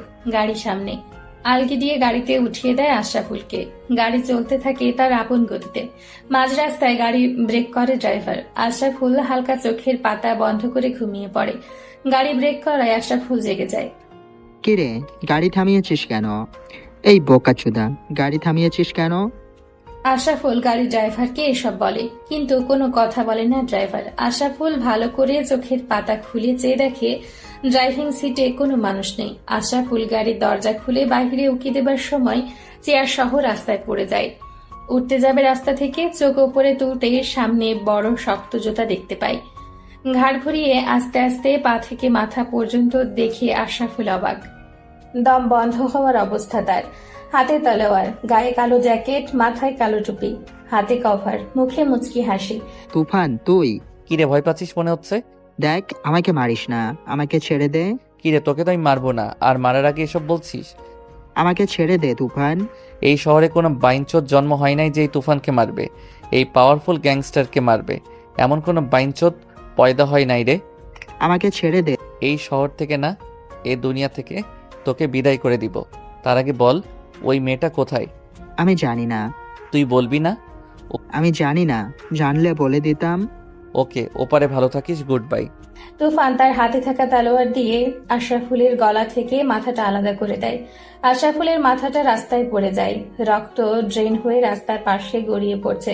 তুফান তলোয়ারে জমে থাকা রক্ত আশরাফুলের পাঞ্জাবিতে মুছে বেঁধে ভেতরে রেখে বাইকে উঠে ফুল স্পিডে চলে যায়। টাকার জন্য সব করতে পারা মানুষগুলো খুবই ভয়ঙ্কর হয়। তার সাথে টাকার লোভ সবাই সামলাতে পারে না। 16 কোটি টাকার একটা চেক বুকের ডান পকেটে, আর সাথে 2টা সাদা চামড়ার মেয়ে। গ্লাসে মদ ঢেলে দিচ্ছে, ঢকঢক করে খাচ্ছে। নাই কোনো চিন্তা, লাগলে আরো পাবে। এর বদলে চাই শুধু একটা গুলিতে মাথার খুলিটা ওপার দিয়ে বের করা। ডন, আমার তো চাই শুধু টাকা। আপন মানুষ দিয়ে কি হবে? টাকা দিয়ে সব হয়। তাহলে কাজ চালিয়ে যা, যখন যা চাবি তাই পাবি। নো চিন্তা, আমি আছি। লোকটা চেয়ার থেকে উঠে চলে যায়। যাওয়ার আগে সাদা চামড়ার মেয়ে দুটোকে গাল ভরে চুমু দিয়ে যায়। তা দেখে অচেনা মেয়ে মুচকি হাসে। সকালবেলা নীল ঘুমিয়ে আছে। চা হাতে দাঁড়িয়ে আছে নীলাদ্রি। চা টেবিলে রেখে নীলের পাশে বসে নীলাদ্রি চেয়ে আছে নীলের মুখের দিকে। মুচকি হেসে মাথায় হাত দিয়ে বলে, নীলাদ্রি তুমি এখানে কেন? চা নিয়ে আসছি, ওঠো চা খাবে। আর ফ্রেশ হও, একটু বাইরে যাব। বাহিরে কেন? আমার কিছু কেনাকাটা করতে হবে। আমি যেতে পারবো না, ফারদিনকে নিয়ে যাও। থাক, যেতে হবে না, কেনাকাটার দরকার নেই। নীলাদ্রির রাগ দেখিয়ে বের হয়ে যায় নীলের রুম থেকে। মুচকি হাসি হেসে বিছানা থেকে উঠে চায়ের কাপ হাতে নিয়ে 2 চুমুক চা খেয়ে চলে যায় ওয়াশরুমে। ভাবি কি হয়েছে, রেগে আছো মনে হচ্ছে? কিছু হয় নাই। তো তোমাকে রাগে রাগে ভাব দেখাচ্ছে কেন? ভাইয়া সাথে কিছু হয়েছে? হয়েছে তোর ভাবি নাকি কেনাকাটা করতে যাবি, নিয়ে যা। নীল সিঁড়ি দিয়ে নামতে নামতে এই কথাটা বলে। নীলাদ্রির রাগী লুক নিয়ে তাকায় নীলের দিকে। নীল চোখ টিপ দেয় নীলাদ্রিকে। ফারদিন বসে আছে খাবারের টেবিলে। নীল বলে, কিরে আলম কোথায়? ভাইয়া সে ঘুমাচ্ছে এখনো, ডেকেছি বলে একটু পরে উঠবে। নীল খেয়ে আবার উপরে যেতে নিলে নীলাদ্রি বলে ওঠে, ফারদিন আমি একা যাব বাহিরে, আর গাড়ির চাবিটা লাগবে আমার। আপু আমি যাই তোমার সাথে? না, আমি একাই যেতে পারবো। ফারদিন গাড়ি চাবি দিয়ে দেয়। নীল সিঁড়ি দিয়ে উপরে উঠে চলে যায় নীলাদ্রির রুমে। নীলাদ্রি উপরে উঠে তার রুমে যায়। গিয়ে কাপড় খুলতে নিলে নীল গিয়ে আটকে দেয়। নীলাদ্রি নীলকে দেখে অবাক। এই তুমি আমার রুমে কি করো? আর আমার রুমে এসেছো কেন, লুচু ছেলে? কি আমি লুচো তাই না? দেখাচ্ছি লুচোগিরি। নীল নীলাদ্রিকে ফেলে দেয় বিছানায়। নীলাদ্রি কিছুই বলে না, চোখ বড় বড় করে তাকিয়ে আছে নীলের দিকে। নীল একটু হেলে খাটে রাখা গাড়ির চাবি হাতে নিয়ে বলে, রেডি হয়ে নিচে আসো, আমি বাহিরে আছি। নীলাদ্রি খুশি হয়ে বিছানা থেকে উঠে রেডি হয়ে নিচে চলে যায়। নীল বসে আছে বাইকে। নীলাদ্রি বাইক দেখে বলে, ওয়াও, বাইকে যাবে? নীল নীলাদ্রির দিকে তাকিয়েই ক্রাশ। নীলাদ্রিকে খুব সুন্দর লাগছে। নীল হাঁ করে তাকিয়ে আছে নীলাদ্রির দিকে। নীলাদ্রি হাতে ধাক্কা দিয়ে বলে, এই কি দেখো এভাবে? না কিছু না, ওঠো। নীলাদ্রি বাইকে উঠে বসে। নীল বাইক চালাতে থাকে। হাইলেনে গিয়ে হাই ব্রেক করে। নীলাদ্রি নীলকে জাপটে ধরে। এই কি হয়েছে, এইভাবে কেউ ব্রেক করে? নীল মুচকি হেসে আবারও চালাতে থাকে। চলে আসে তারা মার্কেটে। দুপুর 2টা বেজে 23 মিনিট। নীল বসে আছে। নীলের কাঁধে হাতে কাপড়ের ব্যাগ। এই দোকান থেকে ওই দোকান, এত কিছু কেনা হয়েছে, তাও নীলাদ্রি কিনেই যাচ্ছে। নীল বলে, হয়েছে তো আর কত, আমি নিতে পারতেছি না। চুপ করে আমার সাথে আসো। কেনাকাটা শেষ করে সন্ধে বাসায় ফিরে নীলা নীলাদ্রি। ফারদিন আলম বসে আছে সোফায়। ভাই এত লেট হয়েছে কেন? আর এত কাপড়? ওকে জিজ্ঞেস কর, আমাকে শেষ করে দিছে এই শয়তান মেয়ে। কি আমি শয়তান? শয়তান না তো কি? আজকে তোমার খবর আছে। নীল কাপড়ের ব্যাগ নিচে ফেলে এক দৌড়ে রুমে। হুট করে আলমের ফোন বেজে ওঠে। আলম বসা থেকে উঠে চলে যায় রুমে। নীল ফ্রেশ হয়ে বাহিরে বের হয়ে আলমের রুমের সামনে দিয়ে যাচ্ছিল। দরজার সামনে আসতেই শুনতে পাই, ম্যাডাম আপনার কোনো চিন্তা করতে হবে না, সুযোগ পেলেই শেষ করে দেব। আমার সাথে দেখা কর। কোথায় আসবো বলেন? এই ক্লাবে চলে আয় সকাল 9টায়। Okay madam. নীল মুচকি হেসে দরজার সামনে থেকে চলে যায়। ভাবতে থাকে, নিজের ঘরে বেঈমান মানুষ। আপন মানুষগুলো তো খুব ভয়ানক হয়। উপকারের দাম দেয় না, তাদের চাই টাকা। টাকার জন্য তারা সব করতে পারে। দুধ কলা দিয়ে কাল সাপ বড় করেছি, ভালোই হলো। সব রহস্যের সমাপ্তি ঘটাতে পারবো। নীল বসে আছে তার রুমে। সময় তখন রাত 11টা। ছোট্ট একটা ছবি হাতে, চোখে পানি টলটল করছে। জোরে চিৎকার করে কাঁদতে ইচ্ছে করছে তার। মা, তুমি এখন থাকলে দেখতে পারতে এই দুনিয়ায় কত রকমের বেঈমান মানুষ থাকে। মা, তুমি ছাড়া সবাই বেঈমান, সবাই টাকার পাগল, আর তুমি সন্তানের পাগল। এই শহরে বেঈমান মানুষ অনেক বেশি। আমরা যাকে ভালো মনে করি, দিন শেষে সেই হয় সবচেয়ে বড় খারাপ। দুনিয়ায় ভালো মানুষ নাই। নীল কান্না করছে আর তার মায়ের ছবির সাথে কথা বলে। নীলাদ্রি দরজার পাশে দাঁড়িয়ে নীলের কথা শুনে। নীলাদ্রি নীলকে পেছন থেকে কাঁধে হাত রাখে। নীল পেছনে চেয়ে দেখে নীলাদ্রি বাম হাতের পিঠ দিয়ে চোখে পানি মুছে বলে, তুমি এত রাতে আমার রুমে কি করো? আর এত রাতে জেগে আছো কেন? কি হয়েছে তোমার, কাঁদছো কেন? কিছু না, যাও গিয়ে ঘুমিয়ে পড়ো। বলো প্লিজ, কি হয়েছে তোমার? আমি আজ শুনতে চাই। আমার অতীত শুনে কি করবে তুমি? বলো প্লিজ, তোমার কষ্ট আমার সহ্য হয় না। আমার অতীত শুনবে? তাহলে শোনো। ছোট ছিলাম অনেক সহজ সরল একটা ছেলে। মানুষ কলেজে যেত বড় ব্যাগ নিয়ে, আর আমি যেতাম ছোট স্কুল ব্যাগ নিয়ে। সবাই আমাকে নিয়ে হাসাহাসি করত, কিন্তু আমি কাউকে কিছু বলতাম না। কলেজের স্যার ম্যাডাম আমাকে অনেক আদর করত। আমি অনেক ভালো ছাত্র ছিলাম। আমরা অনেক গরিব, তাই আমাদেরকে কেউ দেখতে পারত না। আমার বাবা 2টা বিয়ে করে। একদিন আমার মা অনেক অসুস্থ হয়ে পড়ে। আমার বাবা টাকা পয়সা দিত না, বেশিরভাগ সময় ওনার ওই বউয়ের সাথেই থাকতো। আমার মা অসুস্থের সময় বাবাকে জানিয়েছি, কিন্তু সে আসতে চায়নি। হঠাৎ একদিন আমি পড়ার টেবিলে বসে পড়ছিলাম, পরে শুনতে পাই বাবার গলা। আমি ভেবেছি বাবা আসছে মনে হয়। একটু পরে শুনতে পাই, তুই চলে যা, তোর ছেলেকে নিয়ে আমাকে আর জ্বালাস না, আমি তোকে টাকা পয়সা দিতে পারবো না। আমার টাকা পয়সা দরকার নাই, তুমি আমাকে তোমার কাছে রাখো, আমাকে ছেড়ে দিও না। আমার ছেলেটা অনেক সহজ সরল, তাকে নিয়ে কোথায় যাব আমি? সেটা আমি জানি না। আমার মা অসুস্থ শরীর নিয়ে বাবার পায়ে পড়ে, কিন্তু আমার বাবা তাকে লাথি দিয়ে ফেলে দেয়। মায়ের চিৎকার শুনে আমি পড়ার টেবিল থেকে দৌড়ে আসি। এসে দেখি মা মাটিতে পড়ে কাঁদছে। মা, কি হয়েছে? আর বাবা কোথায়? ওর বাবা চলে গেছে, আর আসবে না। কি বলো মা? বাবা আসবে না কেন? সেদিন আমাকে মা সব বলে, আমি শুনে অনেক অবাক হই। পরদিন মাকে নিয়ে চলে যাই গ্রামে, আমার খালার বাসায়। সেখানে গিয়ে কিছুদিন থাকি। আস্তে আস্তে আমার মার খুব খারাপ অবস্থা হয়ে যায়। ডক্টরের কাছে নিয়ে যাই। ডক্টর বলেছে, নীল থেমে যায়। নীলাদ্রি বলে, ডক্টর কি বলেছে? ডক্টর বলেছে আমার মা আর বেশি দিন বাঁচবে না। আমি ডক্টরের কথা শুনে হতভম্ব হয়ে যাই। আমার মা আমার দিকে তাকায়। মায়ের চেয়ে থাকা দেখে বুকটা ফেটে যাচ্ছিল। কি করব কিছুই বুঝে উঠতে পারছিলাম না। সেদিন ডক্টরের কাছ থেকে খালার বাসায় চলে যাই। খালাকে সব বলি। খালা কান্নায় ভেঙে পড়ে। একদিন রাতে ডক্টরের কাছে যাই। স্যার, আমার মাকে বাঁচানো যাবে না, টাকা লাগলে আমি দিব, তবুও আপনি আমার মাকে বাঁচিয়ে দিন। সেদিন ডক্টর কাছ থেকে আসার সময় বাবাকে অনেকগুলো ফোন দেয়, কিন্তু বাবা রিসিভ করে না। শেষবার কল দিয়ে দেখি নাম্বার বন্ধ করে রেখেছে। বাসার কাছে যেতেই কান্না শুনতে পাই।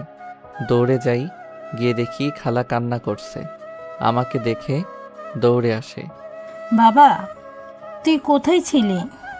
তোর মা আর নাই। এটা শোনার জন্য আমি প্রস্তুত ছিলাম না। আমি মাটিতে বসে পড়ি। আমার ভিতরে থেকে কান্না আসে না। বোবা হয়ে গেছি আমি। মায়ের লাশের পাশে বসে এক ধ্যানে চেয়ে থাকি। জানো নীলাদ্রি, আমি যখন মায়ের পাশে বসেছিলাম তখন মনে হয়েছে আমার মা ঘুমিয়ে আছে। একটু পরে উঠে বলবে, বাবা তুই খেয়ে আয়। আমি তোর মাথায় হাত বুলিয়ে তোকে ঘুম পাড়িয়ে দেই। আমার আর আসে নাই, ঘুম থেকে উঠে নাই। শেষ ঘুম ঘুমিয়েছে আমার মা।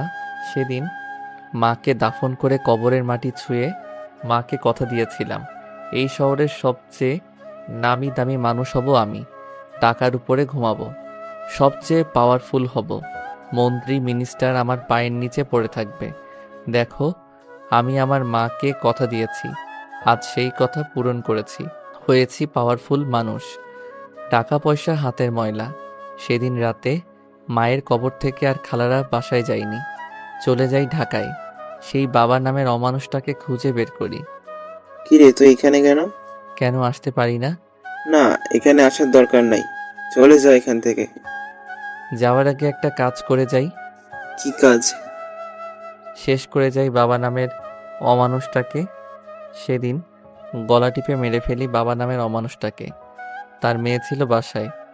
আমি বাসা থেকে বের হতে চাইলে পিছন থেকে কলার চেপে ধরে মিলি নামে সেই অমানুষের মেয়েটা, তাকেও গলায় ওড়না পেঁচিয়ে মেরে ফেলি। মিলির মা এসব দেখে হার্ট অ্যাটাক করে মারা যায়। চলে আসি আমাদের সেই বাড়িতে। সেই সহজ সরল ছেলেটা আস্তে আস্তে হয়ে যায় গ্যাংস্টার, পাওয়ারফুল গ্যাংস্টার তুফান। নীল বসা থেকে উঠে চলে যায় ওয়াশরুমে। নীলাদ্রি ভাবে, একটা মানুষের জীবনে এত কিছু হয়ে গেল, আর সেই মানুষটা অতীতটাকে এতটা নিখুঁতভাবে লুকিয়ে চলতে পারে। নীলাদ্রি গিয়ে ঘুমিয়ে পড়ো, অনেক রাত হয়েছে। আজকে রাত তোমার সাথে থাকবো। এটা হয় না, যাও রুমে গিয়ে ঘুমিয়ে পড়ো। নীল নীলাদ্রিকে জোর করে তার রুমে পাঠিয়ে দেয়। নীল বিছানায় বসিয়ে পকেট থেকে ফোন বের করে কাকে যেন কল দেয়। ভাইয়া বলো। আলমের দিকে খুব কড়াভাবে নজর রাখবি, কই যায় কি করে। নিজের বাসায় থেকেও তোকে বলছি, কারণ খেলাটা খেলবো খুব আরামে। ওকে ভাইয়া। নীল কল কেটে দেয়, বিছানায় গা এলিয়ে দেয়। সারা রাজ্যের ঘুমে সে ভর করে নীলের চোখে। নীল ঘুমিয়ে যায়। সকাল 9টা, চেয়ারে হেলান দিয়ে বসে আছে আলম, সামনে সেই অচেনা মেয়ে। কি হয়েছে ম্যাডাম? জরুরি দেখা করার মানে কি? বলেছি তো কাজ হবে। তাই নাকি? আমার লাশ দিয়ে কি করবি তুই? আর বেঁচে আছিস কিভাবে? তুফান তুই? ভাইয়া তুমি? তাই নাকি? তুই মারবি আমাকে? পেছনে তাকিয়ে দেখ। ফারদিন পিস্তল ঠেকায় নীলের মাথায়। তা দেখে নীল অবাক, হেসে দেয় নীলি, সাথে আলম। ফারদিন, সরি ভাইয়া, জীবনে বাঁচতে হলে টাকা দরকার। তোমার সাথে থেকে শুধু চাকরের মতো কাজ করেছি, পাইনি কোটি টাকা, এখন পেয়েছি কোটি চেয়েও বেশি।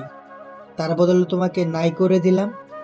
এই বলেই নীলের বুকের ডান পাশে গুলি করে দেয় ফারদিন। নীল মাটিতে পড়ে যায়। হেসে ওঠে সবাই। কিরে মারবি না আমাকে? আয় মার। ঠাস ঠাস 3টা গুলি এসে লাগে 3 জনের কপালে, পড়ে যায় মাটিতে। নীল মাথা ঘুরিয়ে তাকায় পেছনে। মেশিন হাতে দাঁড়িয়ে আছে নীলাদ্রি। নীলের ঠোঁটে মুচকি হাসি। নীল দাঁড়িয়ে যায়। নীলের শরীরে বুলেট প্রুফ জ্যাকেট গায়ে, পিস্তলের বুলেট চাপটে লেগে থাকে সেই জ্যাকেটে। নীলাদ্রি এগিয়ে আসে নীলের সামনে। কি মিস্টার তুফান, কেমন দিলাম? ভালো দিয়েছ, এখন আমাকেও দাও। নীল এই কথা বলাতে নীলাদ্রি হাতে থাকা মেশিন ফেলে দৌড়ে এসে নীলকে জড়িয়ে ধরে বলে, না, আমার তুফানকে মারতে পারবো না আমি। তুমি যে আমার কলিজা, আমি যে তোমাকে ভালোবাসি। নীল নীলাদ্রিকে ছাড়িয়ে বলে, গেমটা ভালো ছিল। মনস্টার গার্ল বলে কথা। তুমি গ্যাংস্টার, আমি মনস্টার। নীল নীলাদ্রিকে নিয়ে বাহিরে যায়। নীল বাইকে উঠে বসে। যাওয়া যাক ভালোবাসার শহরে। চলুক ভালোবাসা তোমার আমার। মুয়া, মুয়া। নীল বাইক ফুল স্পিড দিয়ে চলে যায় ভালোবাসার শহরে। তাদের ভালোবাসা বেঁচে থাকুক সারা জীবন।